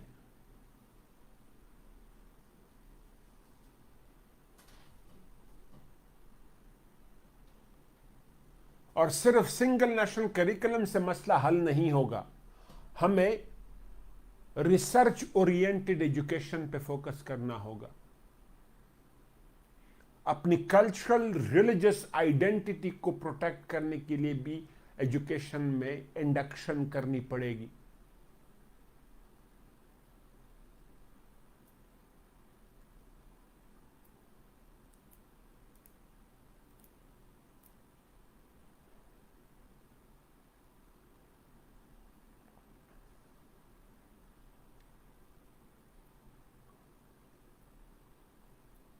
जेंडर डिस्क्रिमिनेशन को हमें ओवरकम करना होगा।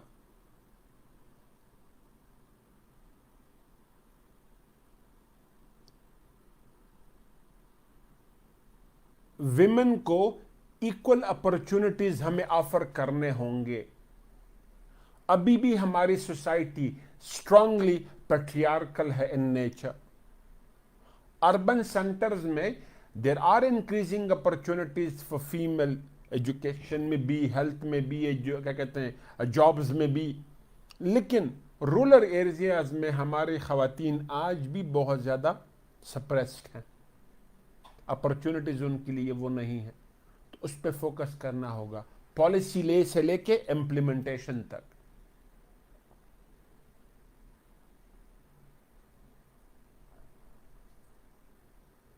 ठीक। अच्छा, एक पॉइंट मैं भूल गया था। जब मैं फॉरेन पॉलिसी डिस्कस कर रहा था तो वहां पे जियोग्राफी के लिहाज से पॉलिसी रिकमेंडेशन क्या है वो मैं भूल गया था, और इस पे अलग क्वेश्चन भी आ सकता है, तो आप लोग वो भी कर लें। From geo security to geo economics, from geo security to geo economics, foreign policy recommendation जो मैं दे रहा था वो एक की पॉइंट होगा। ये आप इकोनॉमी में भी डाल सकते हैं, ये आप फॉरेन पॉलिसी में भी डाल सकते हैं, बेहतर है दोनों में, आप जहां पे आपको सूट करता है डाल। जियो सिक्योरिटी से जियो इकोनॉमिक्स की तरफ हम मूव कर रहे हैं।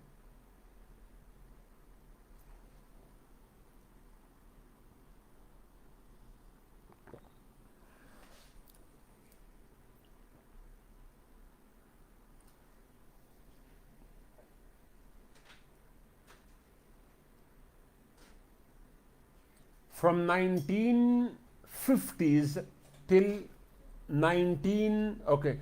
till the end of war on terror,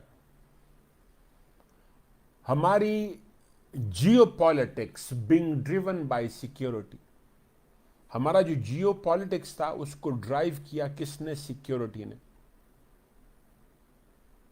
जबकि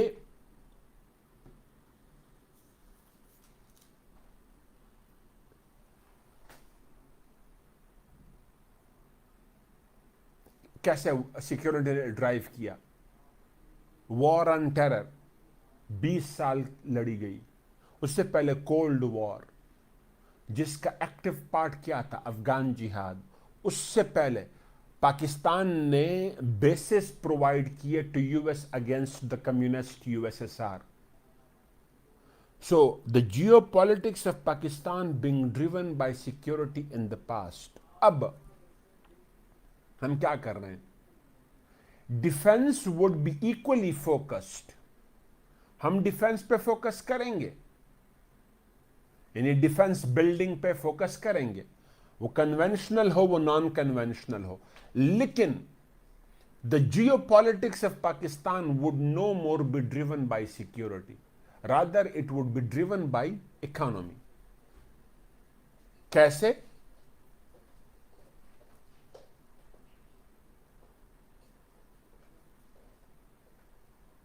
CPEC would transform Pakistan into a transit corridor. CPEC Pakistan को ट्रांसफॉर्म करेगा into a transit corridor.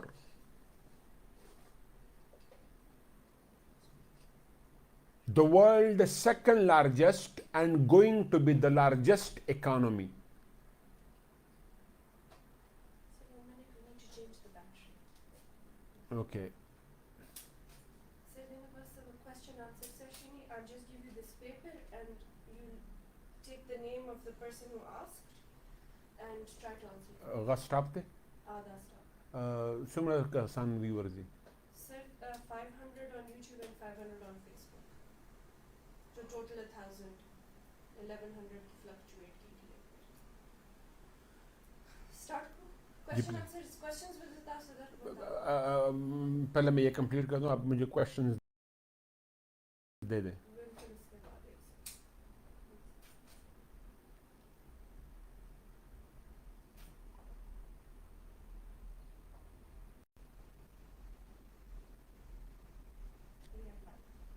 We are live now. Yes, मैं स्टार्ट बेटा. we are.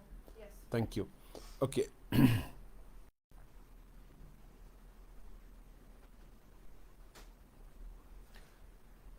तो from geo security to geo economics, कैसे Pakistan is transforming into a transit corridor, the world's second largest and going to be the largest or biggest economy, that is China, would become dependent on Pakistan for transit trade. The minimum $500 billion plus का trade करेगा China through Pakistan in the upcoming 15 years. $500 अरब का trade the minimum करेगा. उसके बाद Central Asia हमारे through trade करेगा, South Asia हमारे through trade करेगा, मिडिल ईस्ट हमारे थ्रू ट्रेड करेगा, Russia, Azerbaijan, Turkey and beyond हमारे थ्रू ट्रेड करेंगे. So for the first time हम ट्रांजिट कॉरिडोर की तरफ जाने लगे हैं. So from geo security to geo economics.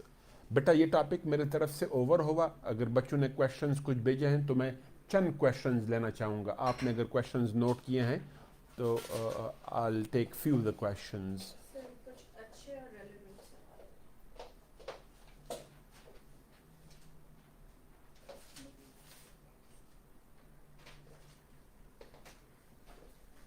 जी बेटा, थैंक यू.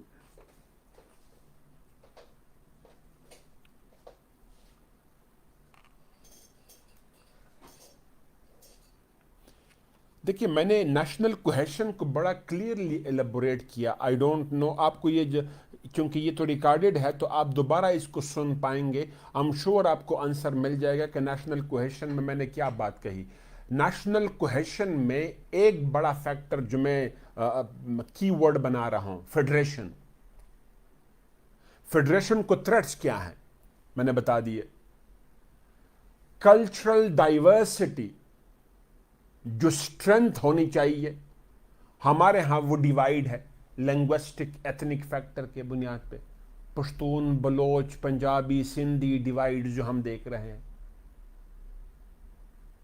तो वो जो एक अपॉर्चुनिटी हो सकती है वो हमारे लिए एक चैलेंज बना हुआ है. फॉर एग्जांपल नेशनल क्वेश्चन को हम इसको कैसे लिंक करें. फिर इसी तरीके से फिर जो सेंटर यूनिट्स के दरमियान में पावर डिस्ट्रीब्यूशन का हमने सवाल उठाया. सूबों के दरमियान में जो power distribution, specially finance distribution का जो सवाल है. Smaller provinces having concerns against the bigger province Punjab, right. तो ये और कई सारे ऐसे बड़े बड़े क्वेश्चंस हैं जो नेशनल कोहेशन को चैलेंज करते आए हैं.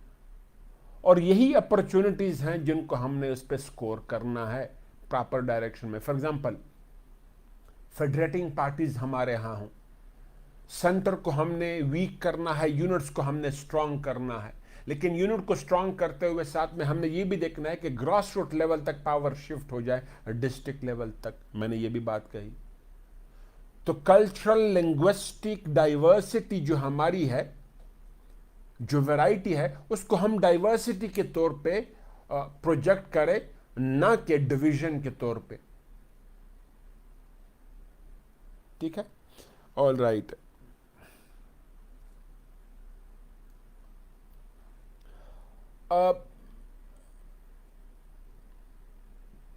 पॉलिसी में वीकनेस सबसे पहला हम ये देखेंगे कि ये जो पॉलिसी है इसकी फिलहाल इंप्लीमेंटेशन हमें नजर नहीं आ रही.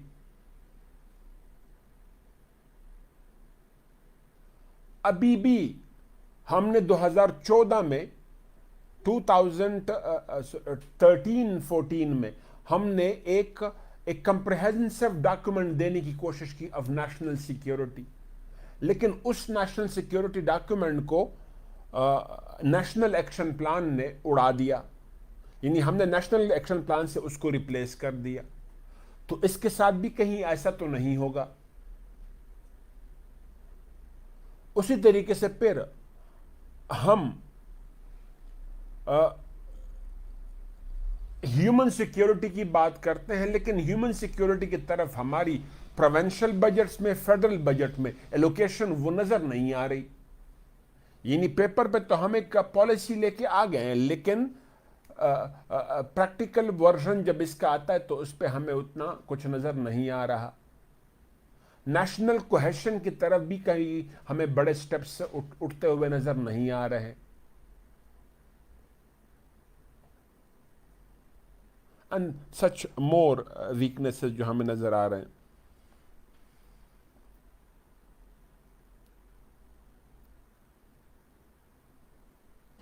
साइबर वॉर और इंफॉर्मेशन वॉर में फर्क क्या है? Cyber war is through internet, simple. Internet के जरिए आपके मुख्तलिफ इंस्टीट्यूशन को टारगेट किया जाता है। फॉर एग्जाम्पल, आपके जो मुख्तलिफ वेबसाइट्स हैं उनको हैक करना, साइबर वॉर। लेट्स से आपके जो सिक्योरिटी इंस्टॉलेशंस है, मिसाइल्स वगैरह, उन तक एक्सेस की कोशिश करना, साइबर। फिर प्रोपेगेंडा हो, वो भी साइबर में आ जाता है। तो साइबर एक ब्रॉडर है। इंफॉर्मेशन वॉर जो है वो बेसिकली फोकस्ड है, जिसको हम कहते हैं फिफ्थ जनरेशन वॉरफेयर। वो इंफॉर्मेशन फोकस्ड है, डिफेमेशन करना of the country, of the society, of the institutions.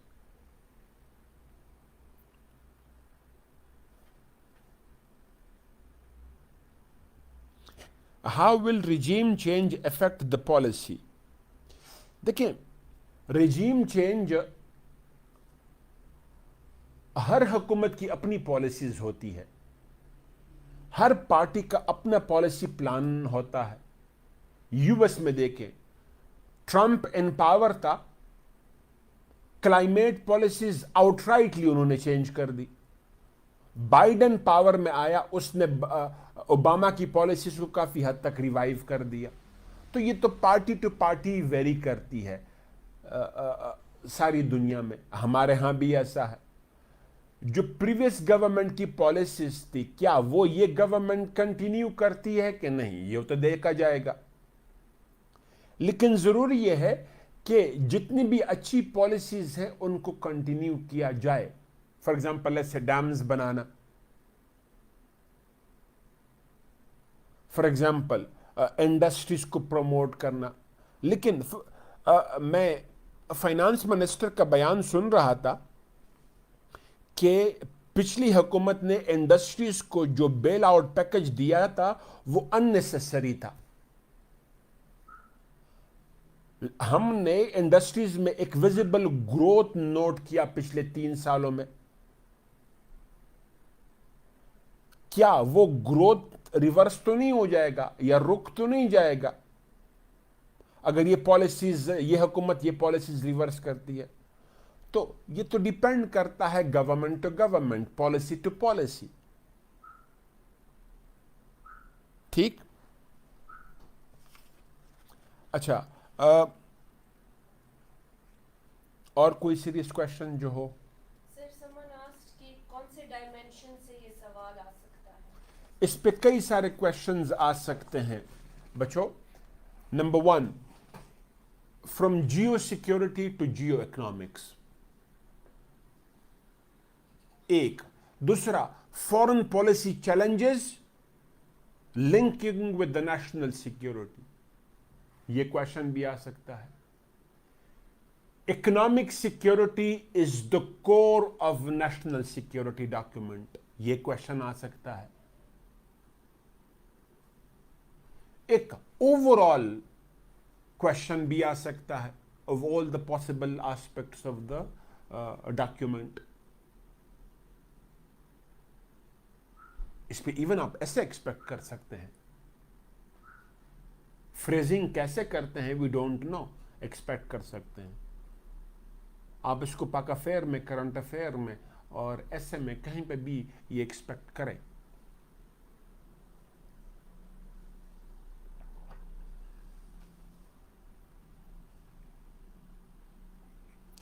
अच्छा, आप लोगों को एक और छोटा सा पॉइंट पढ़ा दूं, इन्फ्लेशन। इन्फ्लेशन हमारी सोसाइटी में बढ़ कैसे रहा है? आजकल एक की टॉपिक क्या है? इन्फ्लेशन। याद रखिएगा, इन्फ्लेशन के दो बड़े डायमेंशंस हैं, वन इंटरनल, दूसरा फॉरेन या इंटरनेशनल। इंटरनल, दूसरा इंटरनेशनल।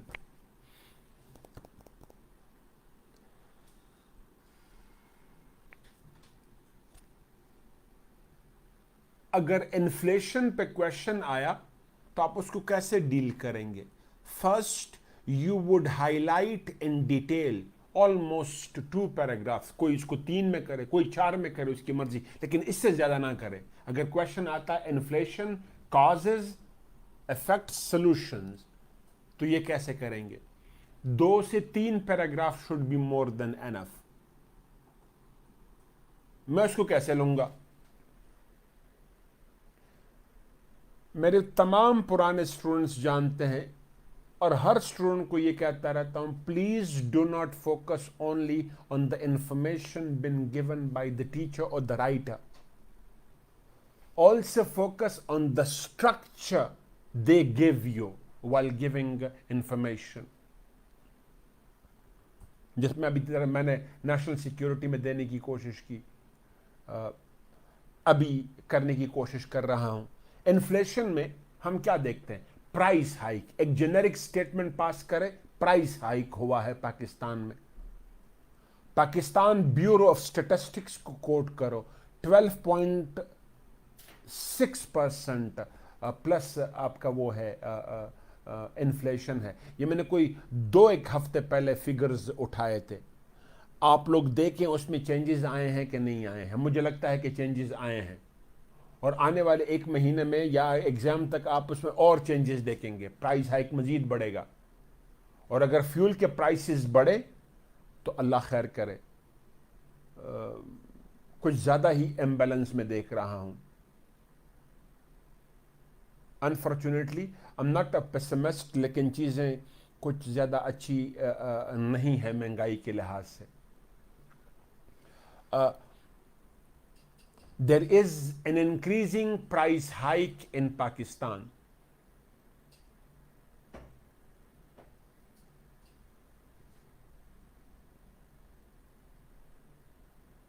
कहां से शुरू करें?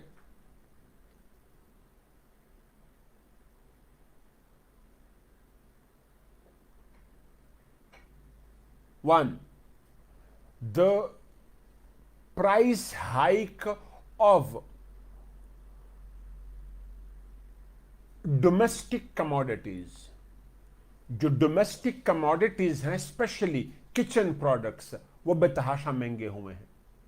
एक हेड इस पे बना दे जिसमें आप edible oil, sugar, rice, wheat, बाकी जितने भी आइटम्स हैं उन पे बात करें, उसमें कितना इंक्रीज आया है। और ये पिछले, ये जो गवर्नमेंट चेंज हुई है, चंद चीजें अभी आपकी महंगी हुई हैं दोबारा। उसके बाद दूसरा, आप इलेक्ट्रिसिटी एंड फ्यूल प्राइसेस पे बात करें।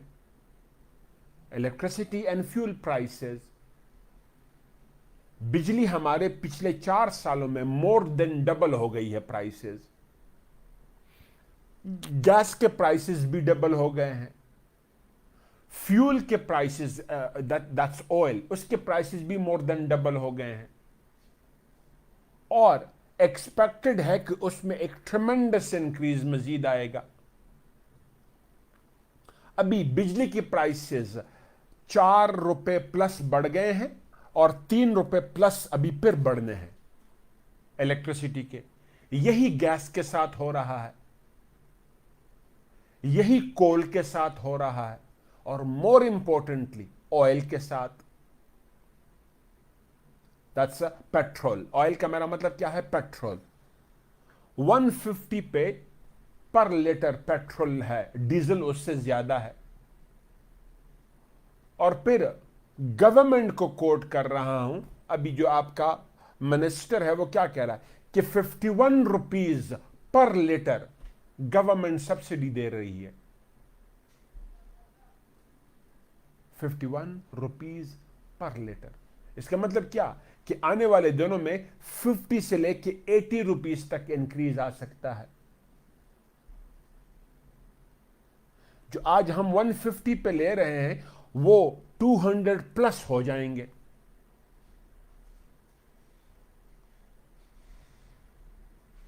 ठीक।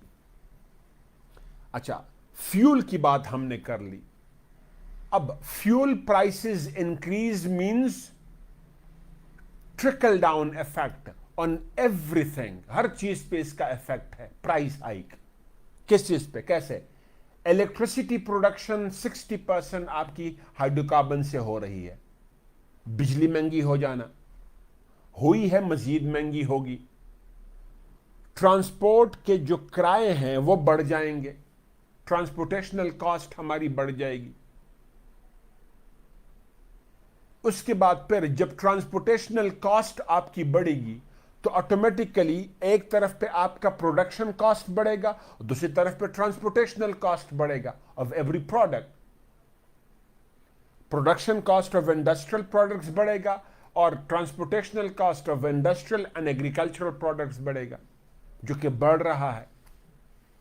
तो मजीद प्राइस हाइक के लिए तैयार रहो। ये हो रहा है हमारे यहां। मैंने डोमेस्टिक कहा और स्पेशली किचन पे फोकस किया। दूसरा मैंने इलेक्ट्रिसिटी पे फोकस किया। तीसरा फ्यूल पे कहा और फ्यूल के बाद फिर मैंने इसको जर्नलाइज कर दिया। सो इन्फ्लेशन बढ़ रहा है। रीजंस फॉर इन्फ्लेशन, हमारे यहां इन्फ्लेशन के रीजंस क्या हैं? 1, abnormal depreciation of PKR। PKR जो है पाकिस्तानी रुपी, वो एबनॉर्मली डिप्रिशिएट कर गई है। कैसे? इन 2018 125 PKR against $1 was the ratio। 125 PKR against $1 was the ratio। Today, आज की मैंने कुछ थोड़ी देर पहले, लेक्चर से पहले मैंने वो देखा कि 187 है आज। 187 अगेंस्ट $1। कुछ दिन पहले जब ये पॉलिटिकल स्टॉर्म पाकिस्तान में आया था, वो थोड़ा सा कूल डाउन हुआ। प्राइम मिनिस्टर इलेक्ट हुए, नए प्राइम मिनिस्टर, तो उसके बाद फिर 181 तक आ गया था या 182 तक आ गया था, लेकिन फिर वापस दोबारा इसने क्या कहते हैं, उड़ान भर ली है। सो डिप्रेसिएशन ऑफ PKR हो रहा है। और मैंने आपको 18 और 22 के फिगर्स में बताएं। उससे पहले 2013 में 84 $1 रेशो था। 2008 में 62 $1 रेशो था। 62 $1 रेशो था। तो एबनॉर्मल डिप्रिसिएशन ऑफ PKR हुई है in the last few years, in specific 2 decades in particular, in general, जिसे प्राइस हाइक आया है।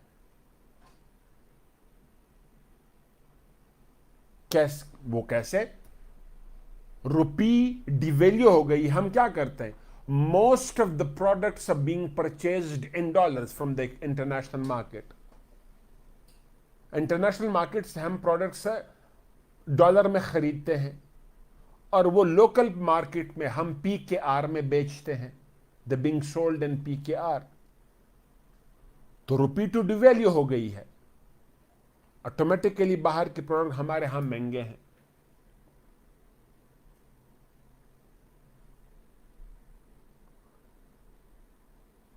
उसका इफेक्ट दूसरा क्या है, लोकली प्रोड्यूस प्रोडक्ट भी महंगे हो गए हैं। क्यों? क्योंकि most of the raw material तो हम बाहर से लेते हैं और वो डॉलर में लेते हैं, और सबसे बड़ा रॉ मटेरियल ऑयल है। सो रुपी के डिप्रिसिएशन की वजह से प्राइस हाइक हमारे यहां आया है, इन्फ्लेशन बढ़ी है। और रुपी के डिप्रिसिएशन के फिर अलग वजह हैं। एक दूसरा, inflation is imported, inflation imported है।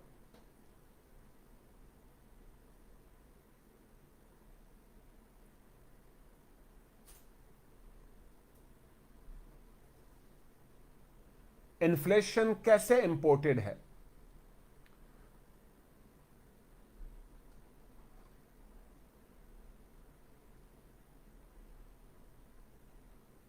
Like any country, Pakistan purchases numerous products, imports numerous products from the international market, and they're being purchased in dollars, but they're sold in PKR in the local market.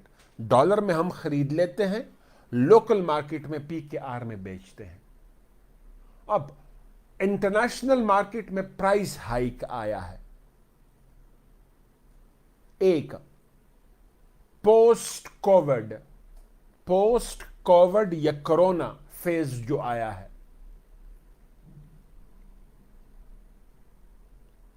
जब corona का पहला और दूसरा phase गुजरा और फिर जब vaccine introduced हुई और मेजॉरिटी या बिगर पोर्शन ऑफ पॉपुलेशन वैक्सीनेट कर गई, तो ऑटोमेटिकली क्या हुआ, इंडस्ट्रीज ओपन हुई। इसी तरीके से ट्रांसपोर्ट सेक्टर ओपन हुआ।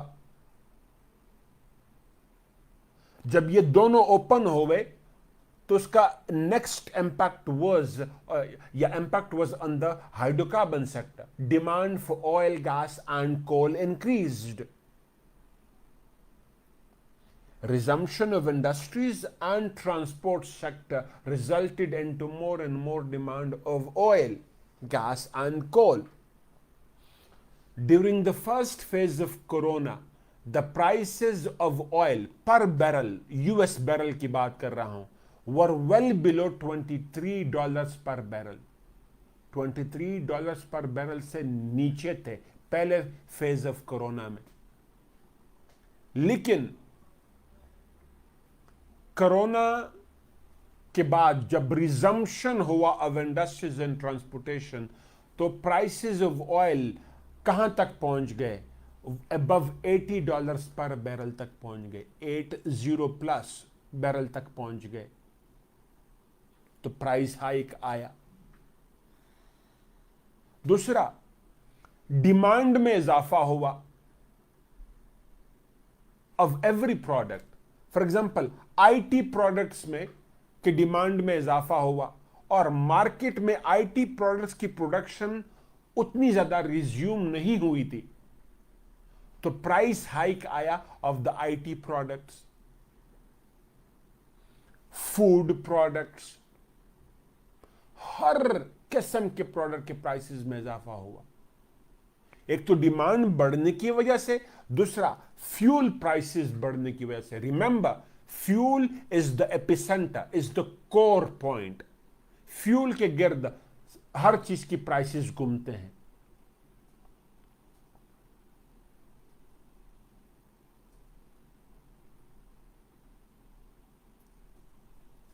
सो इन्फ्लेशन इज इंपोर्टेड या इंटरनेशनल है।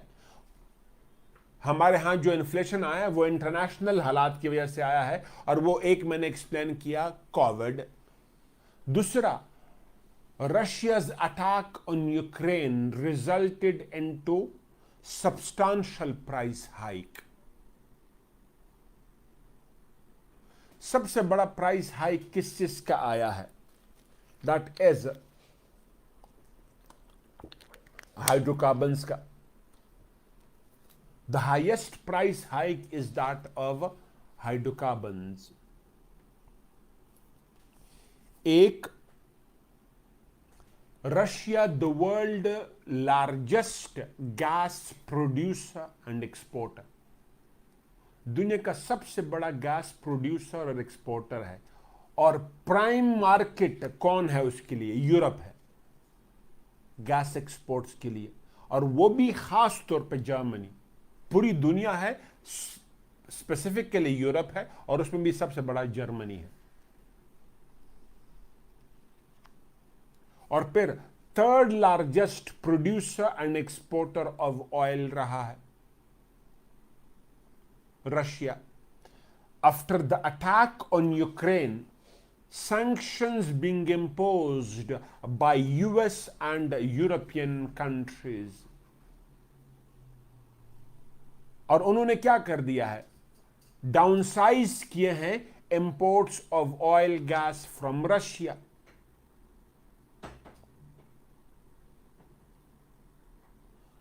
अब रशिया से इंपोर्ट डाउनसाइज किए यूएस ने, यूरोप ने, तो ऑटोमेटिकली शिफ्ट हुआ किसकी तरफ? मिडिल ईस्ट की तरफ।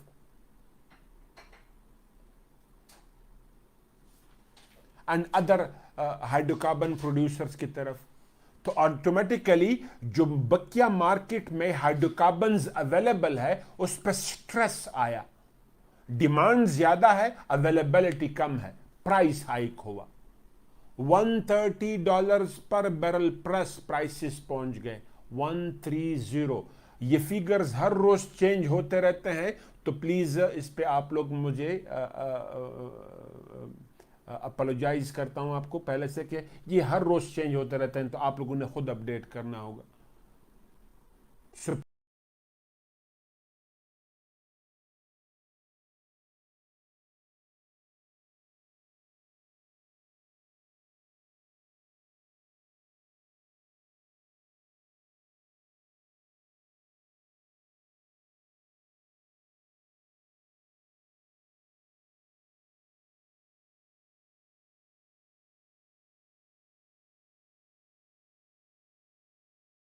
प्राइस हाइक हुआ है। कुछ दिन पहले मैंने पढ़े थे 15 इयर्स हाईएस्ट प्राइसेस पे पहुंचे हैं ये ऑयल की कीमतें, जब से रशिया पे सैंक्शंस लगना शुरू हुए हैं। तो जब फिर इशू है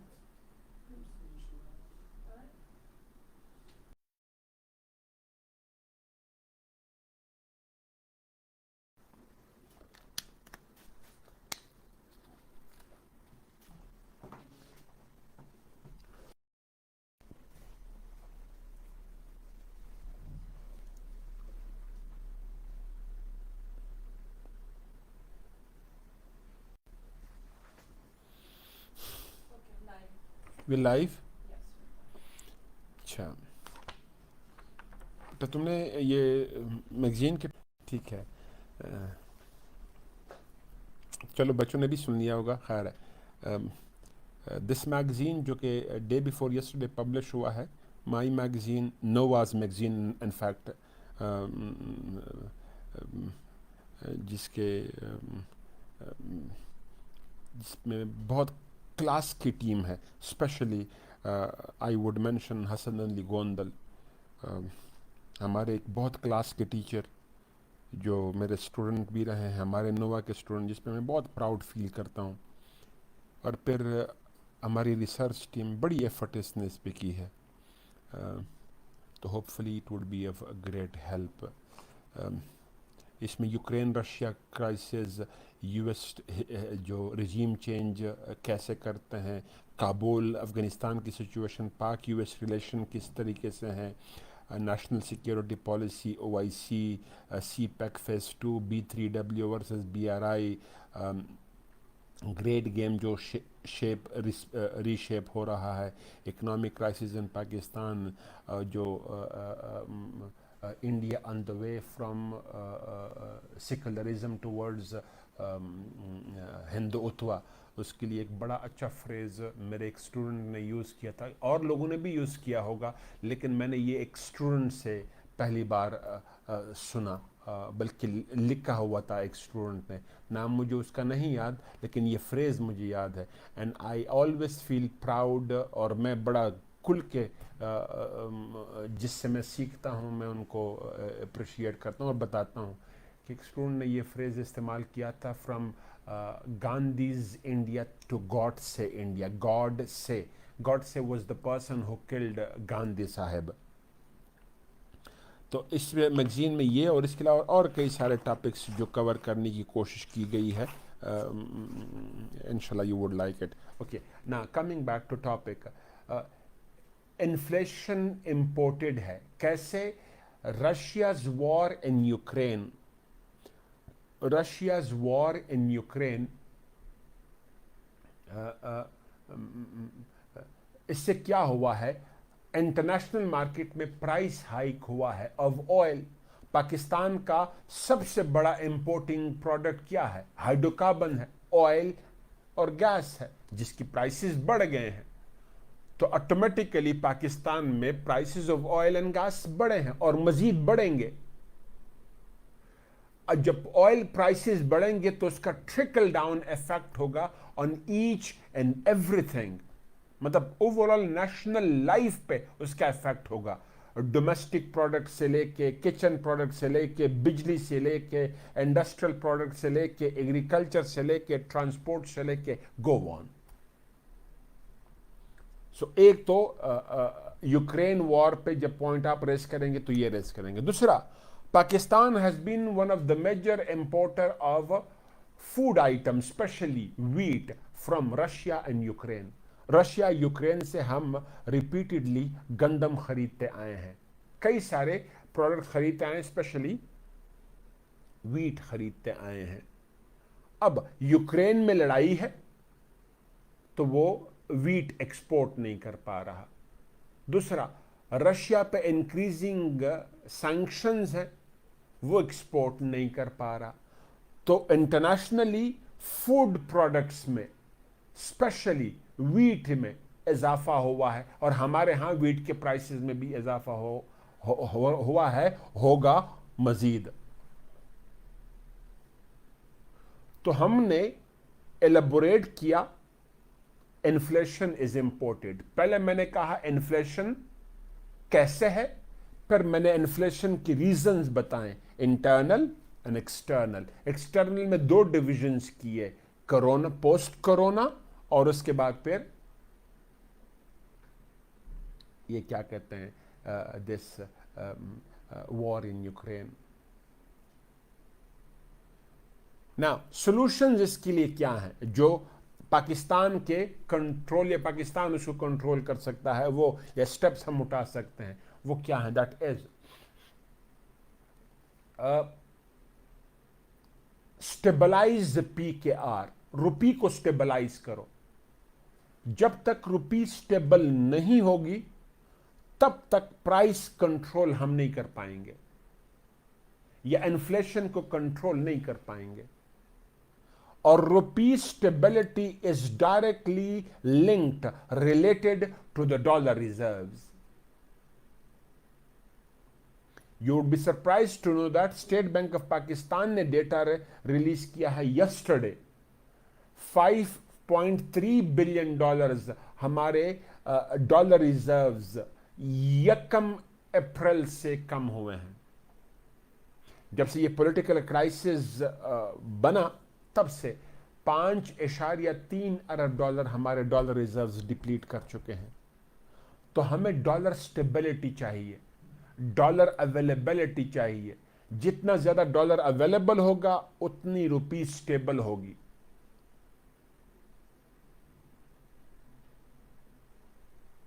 ठीक, तो उसके लिए गवर्नमेंट को स्टेप्स लेने पड़ेंगे। पहला स्टेप एग्जिस्टेंशियल क्या है? IMF के पास जाओ, और हम गए। आज हमारा finance minister is on his way to New York. This time he is on his way to New York. ठीक, तो IMF से लोन लेना पड़ेगा। दूसरा, जो फ्रेंडली कंट्रीज हैं, सऊदी अरेबिया, यूएई, चाइना वगैरह से हम लोन लें, बेल आउट पैकेजेस लें, ताकि डॉलर आ जाए मुल्क में। डॉलर आएगा तो स्टेबिलिटी आएगी। दूसरा, ओवरसीज को अपील करें टू सेंड मोर डॉलर्स, लेकिन फिलहाल ओवरसीज का मूड ठीक नजर नहीं आ रहा, तो वो शायद रेमिटेंसेस में उस तरीके से इजाफा ना करें। तो उनका कॉन्फिडेंस हमने विन करना है किसी न किसी तरीके से। सब डॉलर स्टेबिलिटी बहुत ज़्यादा ज़रूरी है। उसके अलावा फिर मल्टीपल ऑप्शंस हम मज़ीद इस्तेमाल कर सकते हैं। For example, hydrocarbon import Iran से शुरू करें, और वो भी किस चीज़ में, बार्टर्ड ट्रेड में, यानी हम फूड आइटम्स दें या कोई और चीज़ उनको दें, इन रिटर्न उससे हम ऑयल और गैस लें। ठीक, ये कर सकते हैं ताकि डॉलर पे प्रेशर कम हो। इसी तरीके से फिर टूरिज्म को मजीद हम प्रमोट करें, सी पैक प्रोजेक्ट को मजीद हम तेज करें, ताकि इन्फ्लेशन हमारे यहाँ कंट्रोल होना शुरू हो जाए। ठीक, और फिर ग्लोबल जो वॉर, क्या कहते हैं, वॉर चल रही है स्पेशली यूक्रेन में, उसमें जो इंटरनेशनल प्लेयर्स हैं वो रोल प्ले करें, ताकि वॉर, क्या कहते हैं, मजीद प्राइस हाइक से दुनिया को हम बचा सके। वरना प्राइस हाइक सिर्फ हमारे यहां नहीं आ रहा, 30 साल रिकॉर्ड टूटा है यूके में, जर्मनी में यही सिचुएशन है, टर्की में यही सिचुएशन है, यूएस में यही सिचुएशन है। तो प्राइस हाइक ग्लोबली आया हुआ है, और इस वॉर को किसी न किसी तरीके से रोकना होगा, वरना प्राइस हाइक मजीद होगा। ये क्वेश्चन भी मेरे तरफ से डन है। इस भी किसी कोई क्वेश्चंस हैं? जी,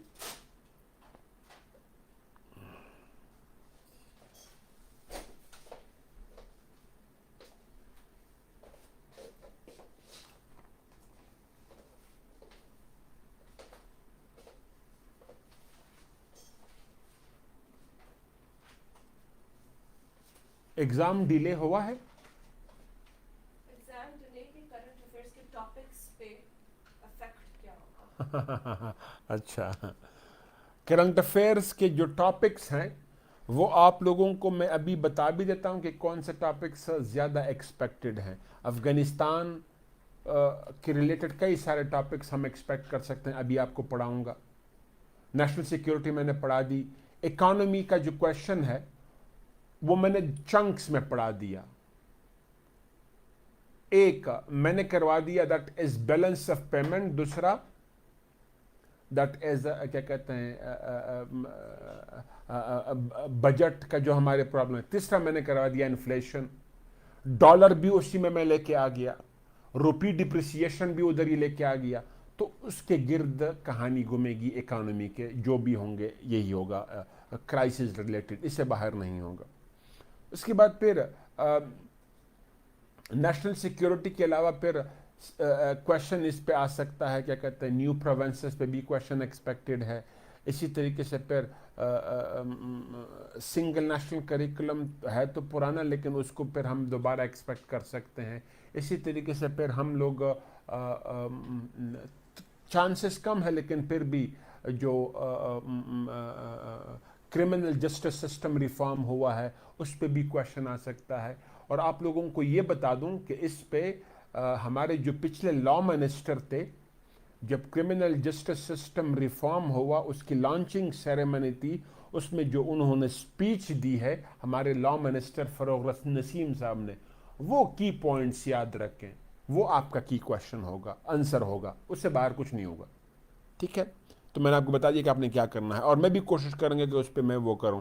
उसके बाद इंटरनेशनल में अफगानिस्तान पे कई सारे क्वेश्चंस एक्सपेक्टेड हैं।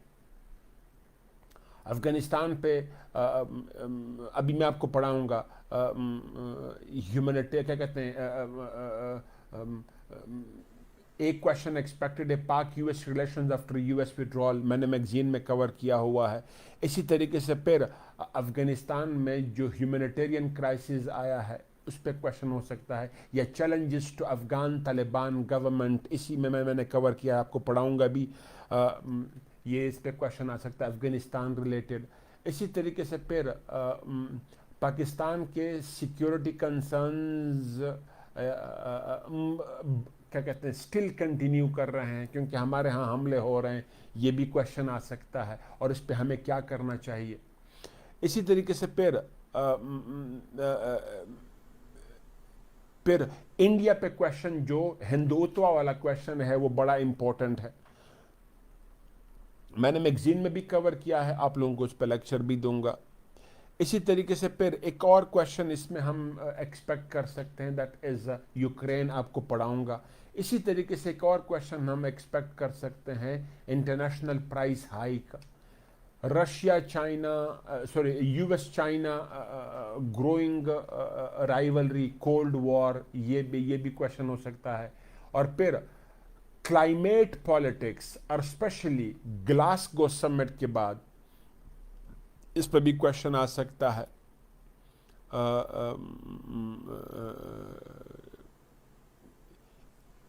तो ये और ऐसे कई सारे टॉपिक्स, और याद रखिएगा आने वाले दिनों में अक्सर टॉपिक्स आप लोगों को पढ़ाने वाला हूँ, don't worry.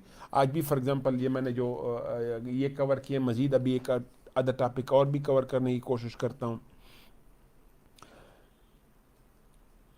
How is inflation a deciding factor in national politics?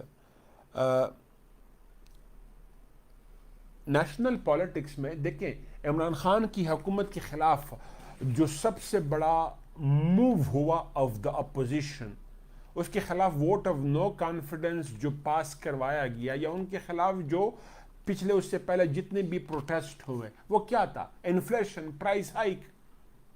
Imran Khan के खिलाफ तो की पॉइंट यही था।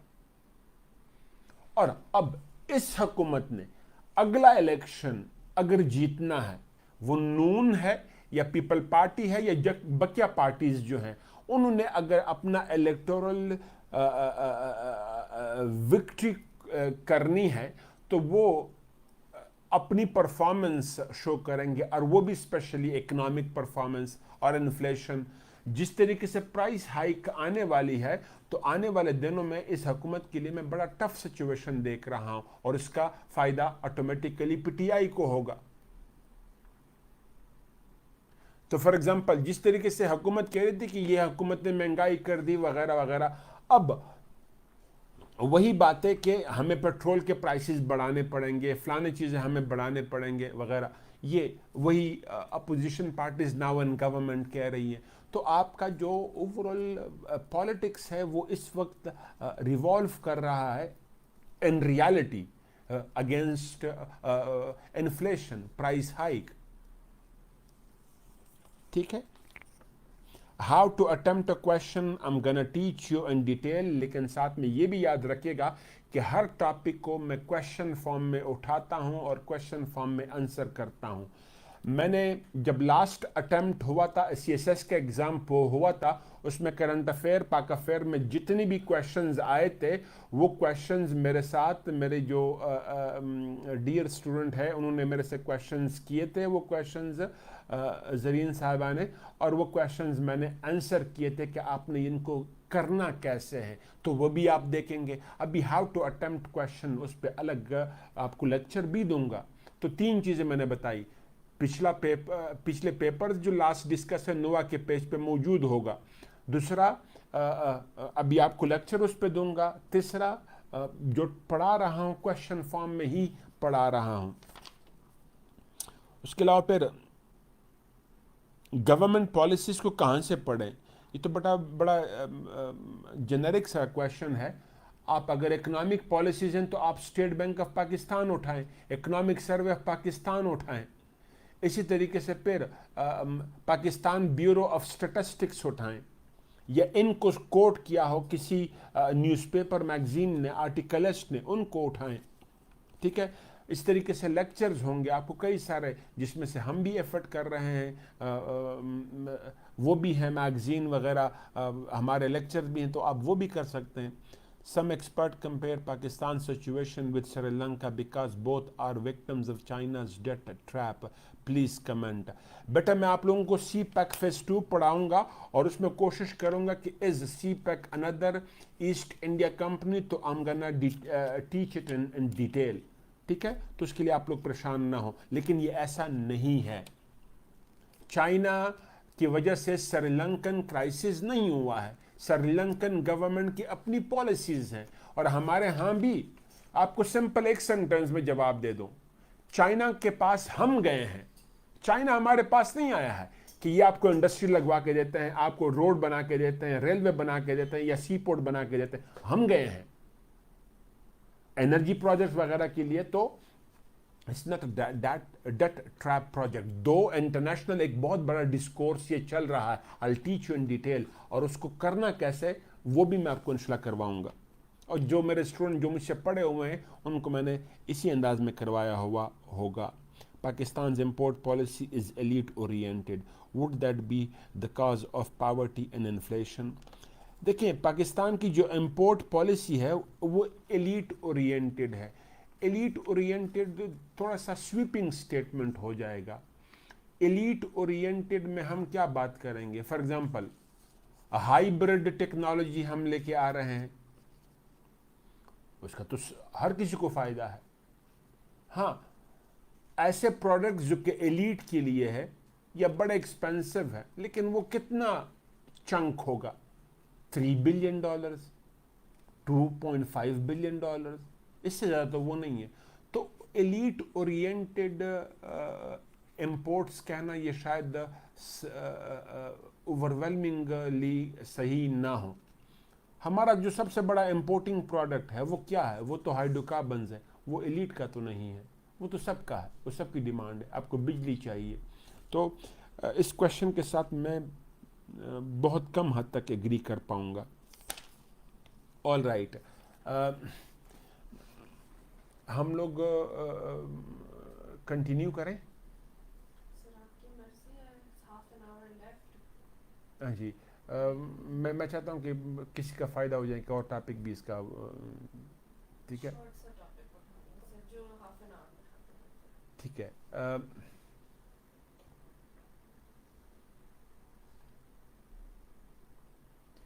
यूक्रेन क्राइसिस,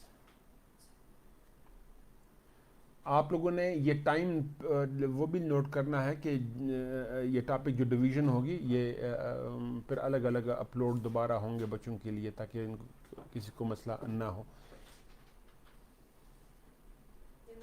अच्छा, आप सब बच्चों को मैं कह रहा हूँ, those who are listening to me and those who would be listening to me later on, आज हर किसी ने, या आने वाले दिनों में हर किसी ने कोशिश करनी है कि strategic culture of US, strategic culture of Russia, strategic culture of China, strategic culture of Saudi Arabia, India, Iran and Pakistan, इसके की एलिमेंट्स आपको पता होने चाहिए।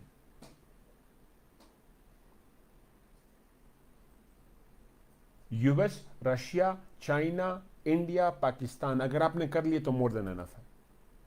US, Russia, China, India, Pakistan, ये कर लिए मोर देन एनफ होंगे, ठीक है। Ukraine, Russia, NATO stand of, Ukraine, Russia, NATO stand of.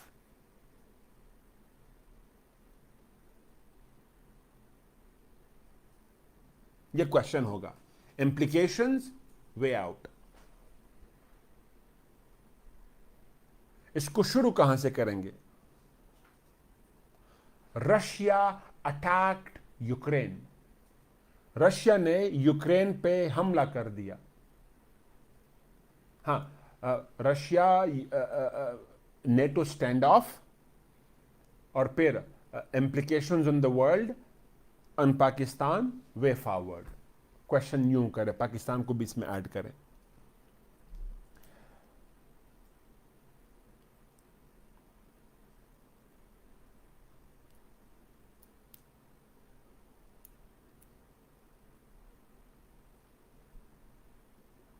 Russia attacked Ukraine, Russia ने यूक्रेन पे हमला कर दिया।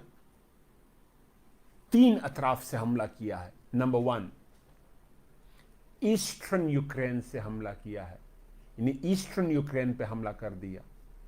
उसके बाद साउथ ईस्ट यूक्रेन पे हमला कर दिया, और ये दोनों पार्ट्स रशिया के साथ टच है।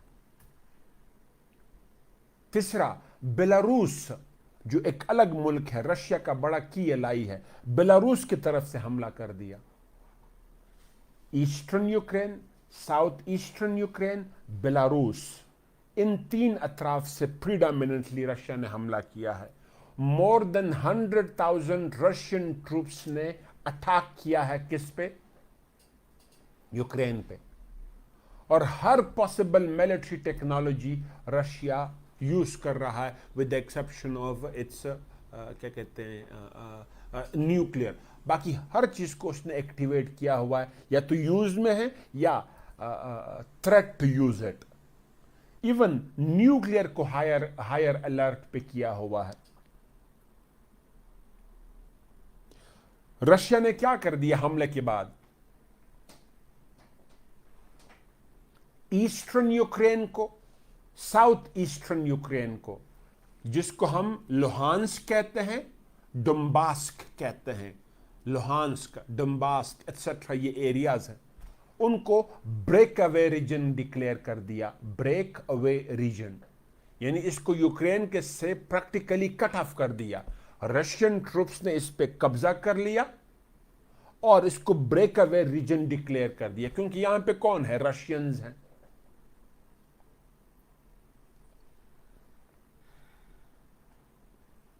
डन, ये कर दिया। दूसरा, रशिया ने जो कोस्टल एरियाज हैं, सिटीज हैं ऑफ यूक्रेन, उन पे भी कब्जा कर लिया। जो ब्लैक सी की तरफ यूक्रेन के एरियाज हैं वो कब्जा कर लिए। क्राइमिया को पहले एनेक्स किया था 2014 में, और बकिया जो कोस्टल सिटीज हैं, जो सी पोर्ट्स हैं जहां पे यूक्रेन के, वो तमाम कब्जा कर लिए। किसने? रशिया ने। सो यूक्रेन को ब्लैक सी से भी कट ऑफ कर दिया। एक तरफ पे जो यूक्रेन की टेरिटरी रशिया के साथ अटैच्ड है, वहां पे रशियन ट्रूप्स हैं। दूसरा, कोस्टल एरियाज ब्लैक सी के साथ जो टच है, वो भी रशियन ट्रूप्स के कंट्रोल में है। उसके बाद multiple nuclear, civil nuclear reactors को कब्जा कर लिया है।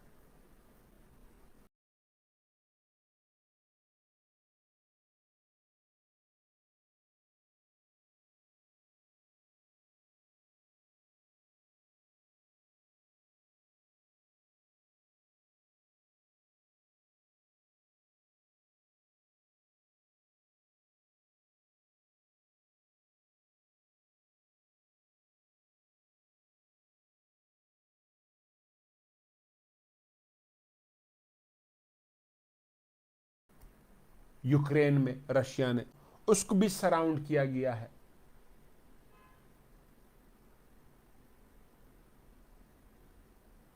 तो मैंने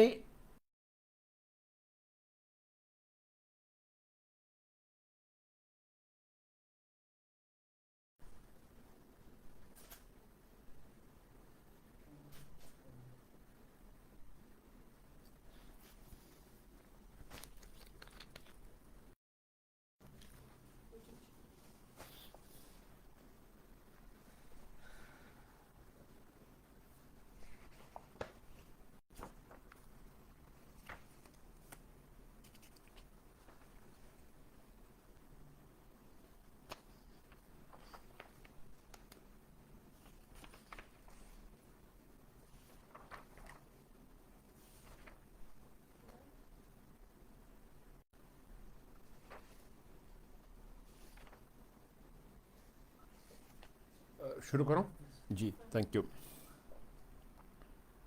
सो रशिया ने यूक्रेन पे अटैक कर दिया। कैसे? मैंने एलेबोरेट किया। क्यों अटैक किया? reasons. Ukraine's increasing relations with NATO.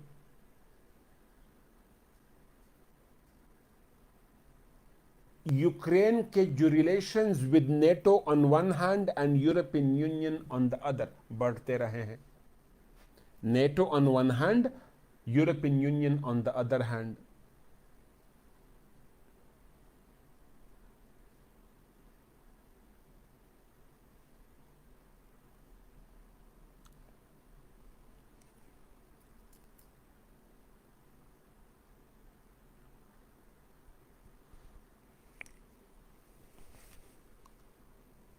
In 2020-21, joint exercises of Ukraine with numerous NATO countries. Joint exercises किए. More specifically, in 2021, 10 different countries के साथ मिलके एक्सरसाइजेस किए यूक्रेनियन टेरिटरी पे, ब्लैक सी में, यूक्रेनियन टेरिटरी में, यूक्रेन के टेरिटरी पे, दूसरा ब्लैक सी में. नेटो के 10 ममालिक के साथ एक्सरसाइजेस किए, जिसमें यूएस और यूके खास तौर पे इंपॉर्टेंट थे. इसके अलावा फिर यूक्रेन इंक्रीजिंग क्या कहते हैं, increasing number of weapons being purchased bye Ukraine from US, from UK and other NATO countries. वो असला खरीद रहा है. 2. Now, Ukraine's increasing relations with NATO has provided NATO to encroach more and more towards the immediate neighborhood of Russia. जो Russia Ukraine growing defence relations है, उससे क्या हो रहा है, नेटो रशियन नेबरहुड में मजीद इंक्रोच कर रहा है. मतलब क्या, द स्ट्रेटेजिक कल्चर ऑफ या स्ट्रेटेजिक एप्रीहेंशंस ऑफ रशिया बढ़ रहे हैं. Strategic apprehensions, security apprehensions of Russia because of Ukraine-NATO growing relations बढ़ते रहे हैं.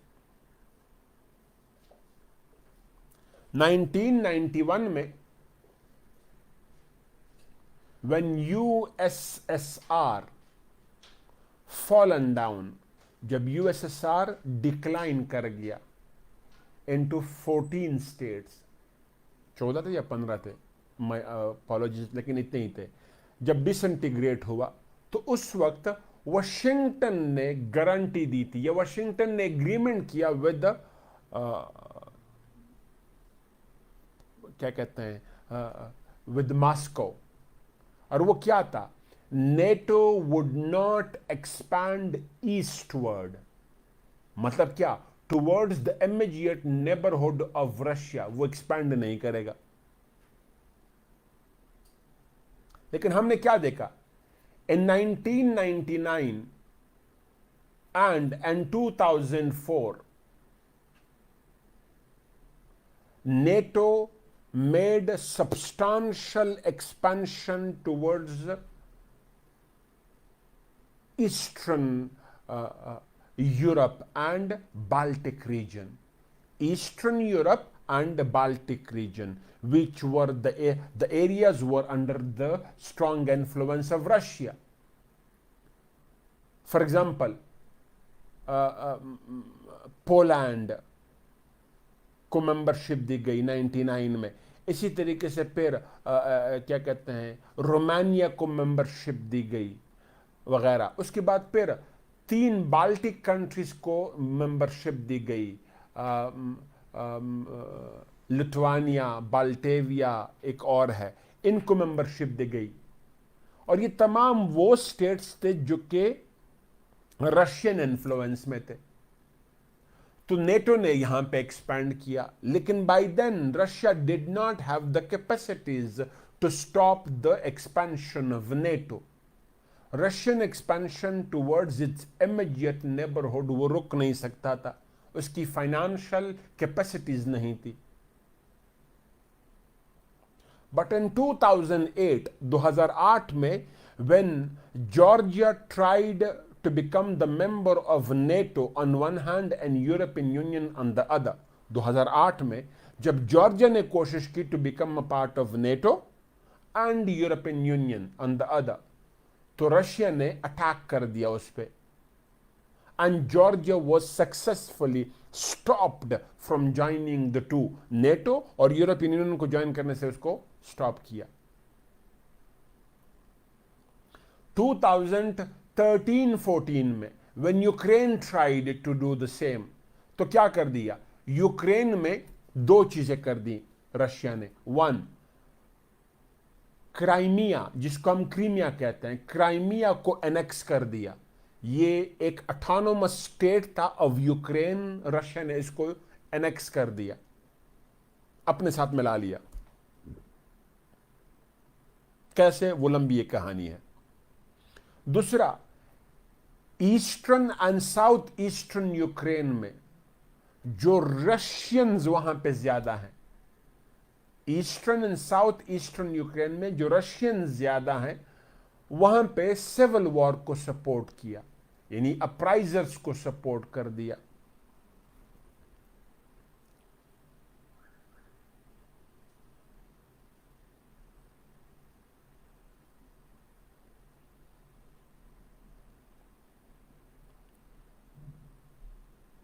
और अब उन्होंने क्या कर दिया, यूक्रेन पे हमला कर दिया।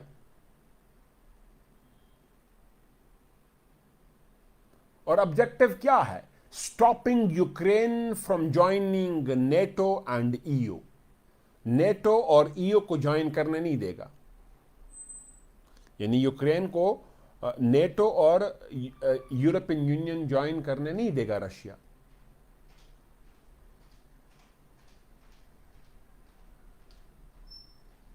ठीक, तो रशिया ने यूक्रेन पे जो हमला किया है वो अपने सिक्योरिटी एंड स्ट्रेटेजिक एप्रीहेंशंस की वजह से है। नाउ इंप्लीकेशंस क्या हैं इस वॉर के। वन,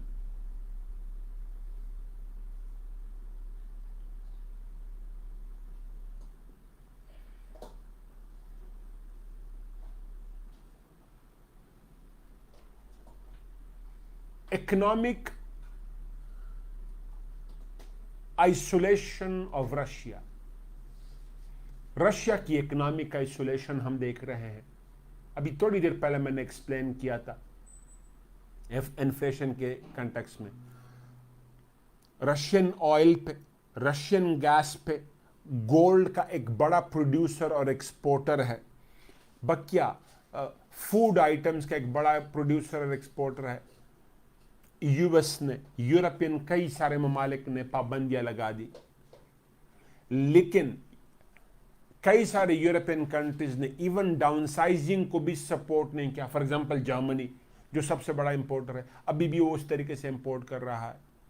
उसके अलावा फिर जो रशियन ओलिगार्क्स हैं, ओलिगार्क्स, बिलियनियर्स, देखें जो वेस्टर्न लेड क्या कहते हैं मीडिया है, एकेडेमिया है, वो वर्ड्स की सिलेक्शन अपने लिए अलग करती है और दूसरों के लिए अलग करती है। तो रशियन ओलिगार्क्स हैं और अपने जो हैं वो बिलियनियर्स हैं। तो रशियन ओलिगार्क्स जिन्होंने इन्वेस्टमेंट कर रखी है यूरोप में, यूएस में, उनके एसेट्स को फ्रीज कर दिया गया है,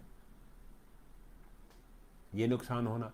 फिर वो banks, Russian banks trading with US and Europe, उन पे सैंक्शंस लगाना। इकोनॉमिक सेटबैक होना टू रशिया। इकोनॉमिक सेटबैक सिर्फ रशिया को नहीं हुआ है, इंटरनेशनल प्राइस हाइक आया है। इंटरनेशनल प्राइस हाइक आया है। मैंने अभी थोड़ी देर पहले एक्सप्लेन किया। ऑयल के केस में, फूड आइटम्स के केस में 2 पॉइंट्स।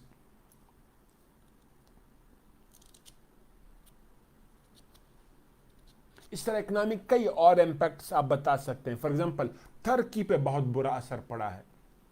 तुर्की पे आपको शायद आइडिया ना हो, रशियंस 5 मिलियन के करीब रशियंस एवरी ईयर विजिट करते हैं टर्की को। तो उन पे एरियल वो पाबंदियां लग गई हैं, वो रशिया टर्की नहीं जा पा रहे।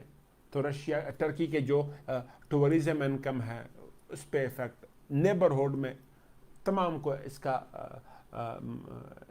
सामना करना पड़ रहा है जो रशियन नेबरहुड है। एक तो यह है इकोनॉमिक। दूसरा, डेंट टू नेटो, नेटो को डेंट हुआ है। कैसे? NATO countries were trying to give Ukraine membership या increase defense relations with Ukraine and expand or encroach more towards the Russian neighborhood. लेकिन रशिया ने क्या कर दिया? हमला कर दिया यूक्रेन पे,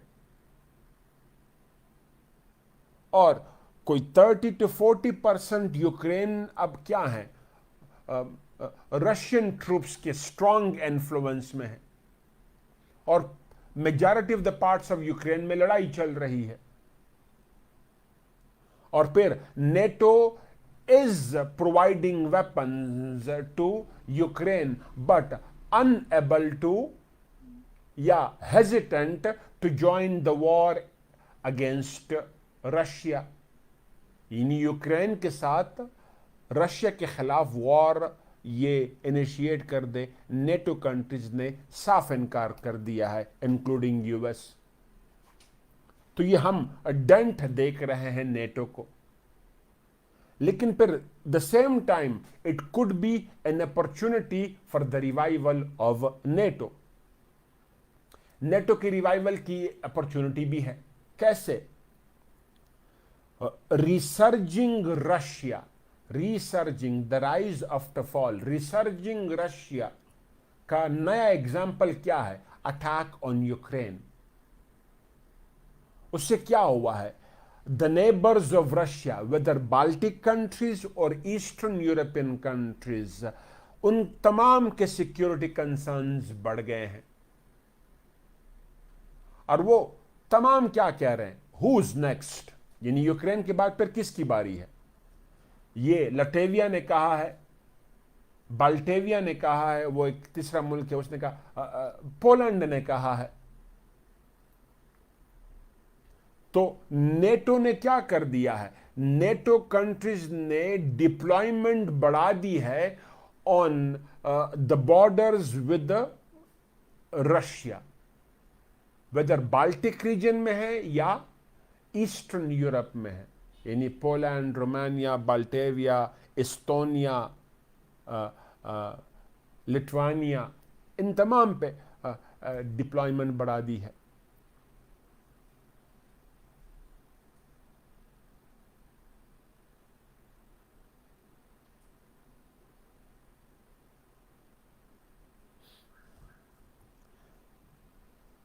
अच्छा, पाकिस्तान पे इंपैक्ट्स इसके क्या हैं? The Prime Minister of Pakistan visited Moscow at a critical juncture. Though the visit was planned earlier, but when he was on his way to Moscow, Russia attacked Ukraine.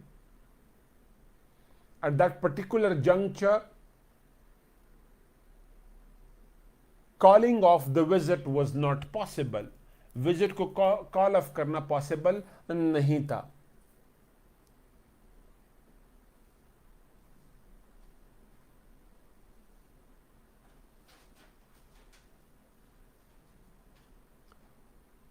और पाकिस्तान ने principal stance क्या लिया कि visiting Moscow was necessary. One, it was planned earlier before the attack. दूसरा, Pakistan wants to enter into या sign energy agreements with Russia, oil खरीदना, gas खरीदना, specially Karachi Lahore gas pipeline जो रशिया ने बनाना है, उस एग्रीमेंट को रिवाइव करना। उसके बाद फिर फूड आइटम स्पेशली व्हीट खरीदना। ये प्राइम मिनिस्टर को कोट, एक्स प्राइम मिनिस्टर को कोट कर रहा हूं, या यूं कहिएगा the then prime minister.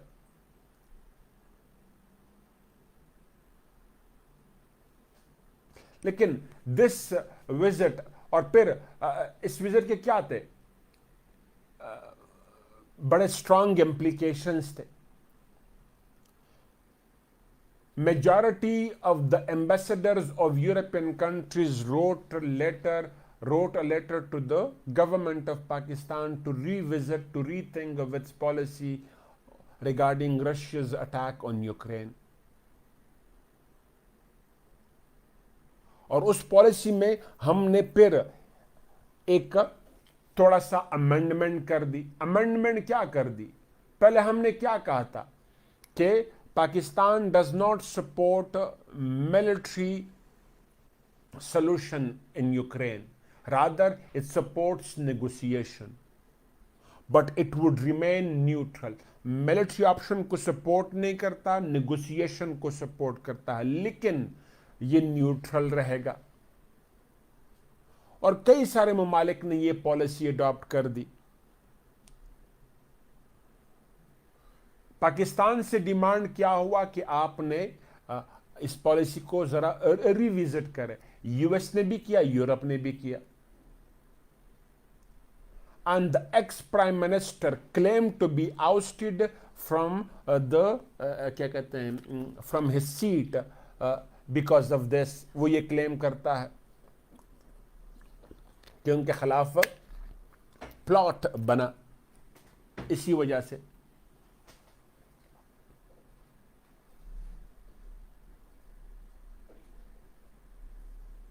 Now, importance of US and Europe for Pakistan क्या है? एलेबोरेट नहीं कर रहा हूं, सबको पता है वो। US Europe of immense economic importance. सबसे बड़ा exporting market country wise it's US, region wise it's Europe. हमारे more than 50% of the exports of Pakistan are towards US and Europe. दूसरा, आईएमएफ पे हमारी डिपेंडेंसी है, वर्ल्ड बैंक पे हमारी dependency है, रेमिटेंसेस हमारे मिडिल ईस्ट के बाद यहां से आते हैं। सो मैसिव इकोनॉमिक डिपेंडेंसी है। दूसरा, diplomatic. Pakistan can not afford antagonising US and Europe. US Europe को हम एंटागोनाइज नहीं कर सकते। यूएस को एंटागोनाइज करेंगे तो क्या होगा? पाकिस्तान पर सैंक्शंस लगेंगे, पाकिस्तान के साथ रिलेशंस को मजीद सेवेयर करेंगे। फैटफ के ग्रे लिस्ट में हम ऑलरेडी हैं, मजीद वो हमारे लिए सिचुएशन को वो टफ करेंगे। यानी पाकिस्तान सपोर्टिंग मिलिटेंट्स, ये पॉलिसी कंटिन्यू रहेगी। और अभी भी हमने यूएस इंडिया जो जॉइंट वो प्रेस कॉन्फ्रेंस हुई है, उसमें यही बात सामने आई है। और उसके अलावा फिर यूरोपियन यूनियन हमसे जीएसपी प्लस स्टेटस वापस ले लेगा। हमारे एक्सपोर्ट्स टू यूरोपियन यूनियन कैसे बढ़े आफ्टर जीएसपी प्लस स्टेटस? वो हमसे वापस ले सकता है। So it's not only economic but diplomatic dependency. और फिर स्ट्रेटेजिक पार्टनर भी रहे हैं या स्ट्रेटेजिक रिलेशंस भी रहे हैं, तो पाकिस्तान अफोर्ड नहीं कर सकता इनको एंटागोनाइज करना। तो हमने अपनी फॉरेन पॉलिसी को स्लाइटली अमेंड कर दिया। जो प्रीवियस प्राइम मिनिस्टर थे उसकी पॉलिसी को थोड़ा सा हमने अमेंड कर दिया। ये प्रीवियस प्राइम मिनिस्टर ने कहिएगा, द प्रीवियस पॉलिसी हमने जो दी वो क्या थी कि negotiation, not war, is the solution. दूसरा, पॉलिसी ऑफ न्यूट्रलिटी, फिर हम नेगोशिएशन में रोल प्ले करने को तैयार हैं। आपके प्राइम मिनिस्टर ने कहा, कहां पे कहा? ओआईसी कॉन्फ्रेंस में कहा। तो ये सारी पॉलिसीज तो अच्छी थी, लेकिन वेस्ट हमसे क्या चाहता था कि हम कंडेम करें रशिया को, और ओपनली कंडेम करना हमारे लिए अब पॉसिबल नहीं है। तो एक नेचुरल कंफ्यूजन, अनअवॉइडेबल कंफ्यूजन है हमारी पॉलिसी में, लेकिन एक स्लाइट चेंज जरूर लेके आए हैं। रशियन अटैक को हमने इन्वेजन कह दिया, रशियन अटैक को इन्वेजन कह दिया, लेकिन साथ साथ में यह भी कहा कि Russia security concerns are genuine. जो रशिया के सिक्योरिटी कंसर्न्स है वो लेजिटिमेट है, लेकिन that does not mean an invasion on a smaller country, invasion of a smaller country.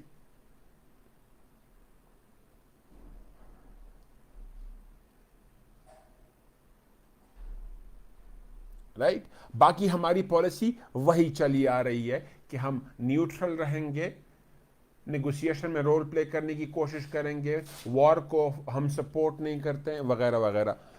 मेरे तरफ से ये भी लेक्चर ओवर। बेटा अगर कोई क्वेश्चन है, एक दो क्वेश्चन लेना चाहूंगा। I am damn tired now and we should call it off now. जी, thank you. Iran nuclear deal and Ukrainian crisis relationship. अच्छा, आप लोगों को ईरान न्यूक्लियर डील पढ़ाऊंगा। ईरान के साथ न्यूक्लियर डील को रिवाइव करने की कोशिश हो रही है, वो आपको अलग पढ़ाऊंगा, ठीक है? उसको यूक्रेन के साथ लिंक कर लूंगा तब बाद में। इम्प्लीकेशंस ऑफ पाक if it remains neutral between Russia and Ukraine. हम न्यूट्रल हैं, हमसे वो मजीद वो क्या डिमांड करता? हमसे वो सिर्फ एक वो चंद डिमांड कर रहे थे कि आप इसको कंडेम करें। हमने इन्वेजन कह दिया, हमने आउटराइटली कंडेम भी नहीं किया, कंप्लीटली न्यूट्रल भी नहीं रहे, हम थोड़ा सा स्लाइड चेंज किया। और वो चेंज क्या किया? Security concerns of Russia are genuine, लेकिन invasion of a smaller country is not the solution. तो लफ्ज हमने अटैक से इन्वेजन कर दिया।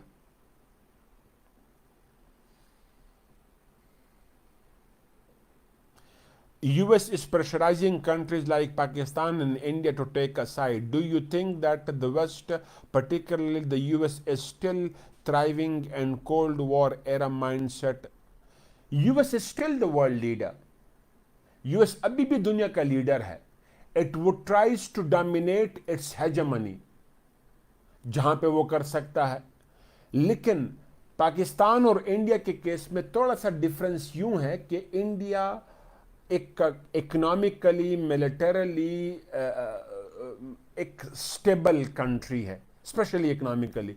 तो रशिया, यूएस उसको इतना ज्यादा डिक्टेट नहीं कर सकता, लेकिन हमारी पोजीशन थोड़ी सी वीक है फाइनेंशियली, स्पेशली स्पीकिंग।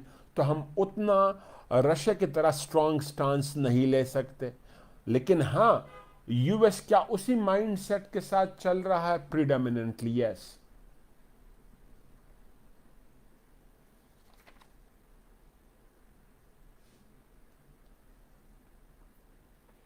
ये वॉर कैसे एंड हो सकती है? वन, रिजीम चेंज हो यूक्रेन में, रशिया ये चाहता है। दूसरा, Ukraine policy of neutrality adopt करे,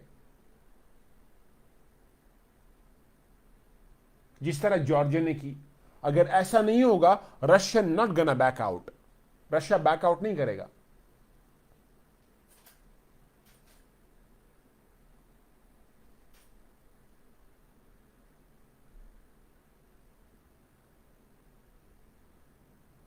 मैंने आपको अभी कहा कि रशिया, जो बाल्टिक कंट्रीज हैं लाइक फिनलैंड वगैरह, वहां पे वो भी कोशिश कर रहे हैं to become the part of NATO.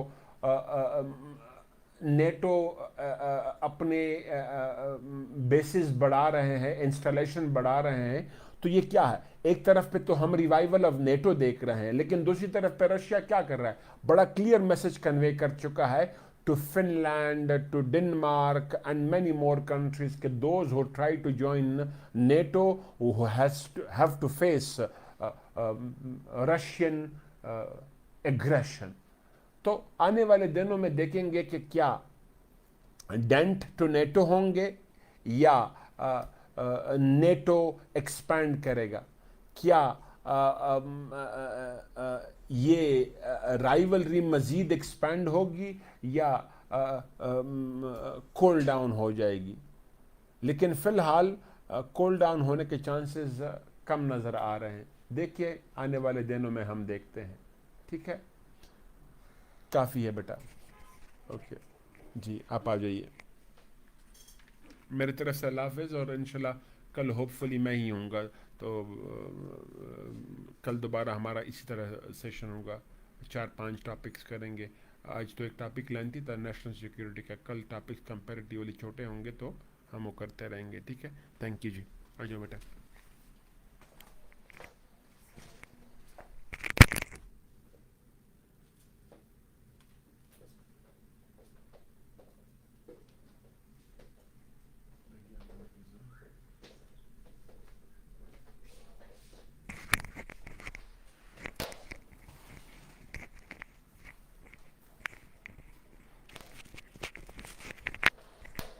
चलें viewers, thank you so much for staying tuned for the whole session. I understand कि काफ़ी लेट सेशन हुआ है, लेकिन रमज़ान के टाइमिंग्स को अकोमोडेट करने के लिए हम ये सेशंस मेनली आपके 9 PM to 12 AM रखेंगे। आगे होंगे आपके मज़ीद minimum 2 sessions of current affairs सरफरीद के साथ ही, 1-2 सेशंस पाक अफेयर्स पे, ऐसे पे, जनरल साइंस पे और इस्लामियात पे भी होंगे। और अगले 10 दिनों में इंशाल्लाह हम आपके सारे कंपल्सरी टॉपिक्स पे जो मोस्ट इम्पॉर्टेंट कंपल्सरी सब्जेक्ट्स में जो मोस्ट इम्पॉर्टेंट टॉपिक्स हैं वो कवर करते रहेंगे। स्टे ट्यून्ड विद अस, क्योंकि जो टॉपिक्स आपको आज हमने नहीं पढ़ाया वो हम इंशाल्लाह नेक्स्ट टॉपिक्स में करेंगे। आई नो कि आप लोग बहुत एक्साइटेड हैं और इम्पेशेंट हैं, लेकिन इंशाल्लाह आपके सारे मेजर टॉपिक्स कवर हो जाएंगे। मेन क्वेश्चंस भी हम एड्रेस कर लेंगे, for example how to attempt a question and important topics, या आपके उस सब्जेक्ट से रेलिवेंट टीचर एड्रेस करेंगे। ऐसे का डॉक्टर आरिफ बताएंगे, इस्लामियात के भी आपको इस्लामियात की टीचर, पाक अफेयर्स की भी आपको पाक अफेयर्स की टीचर बताएंगे। तो अगले 10 दिन में स्टे ट्यून्ड। कल इंशाल्लाह 9 बजे आप ज्वाइन कर लें हमारे फेसबुक और यूट्यूब सेशंस को। And take care, have a good night and अल्लाह हाफिज़।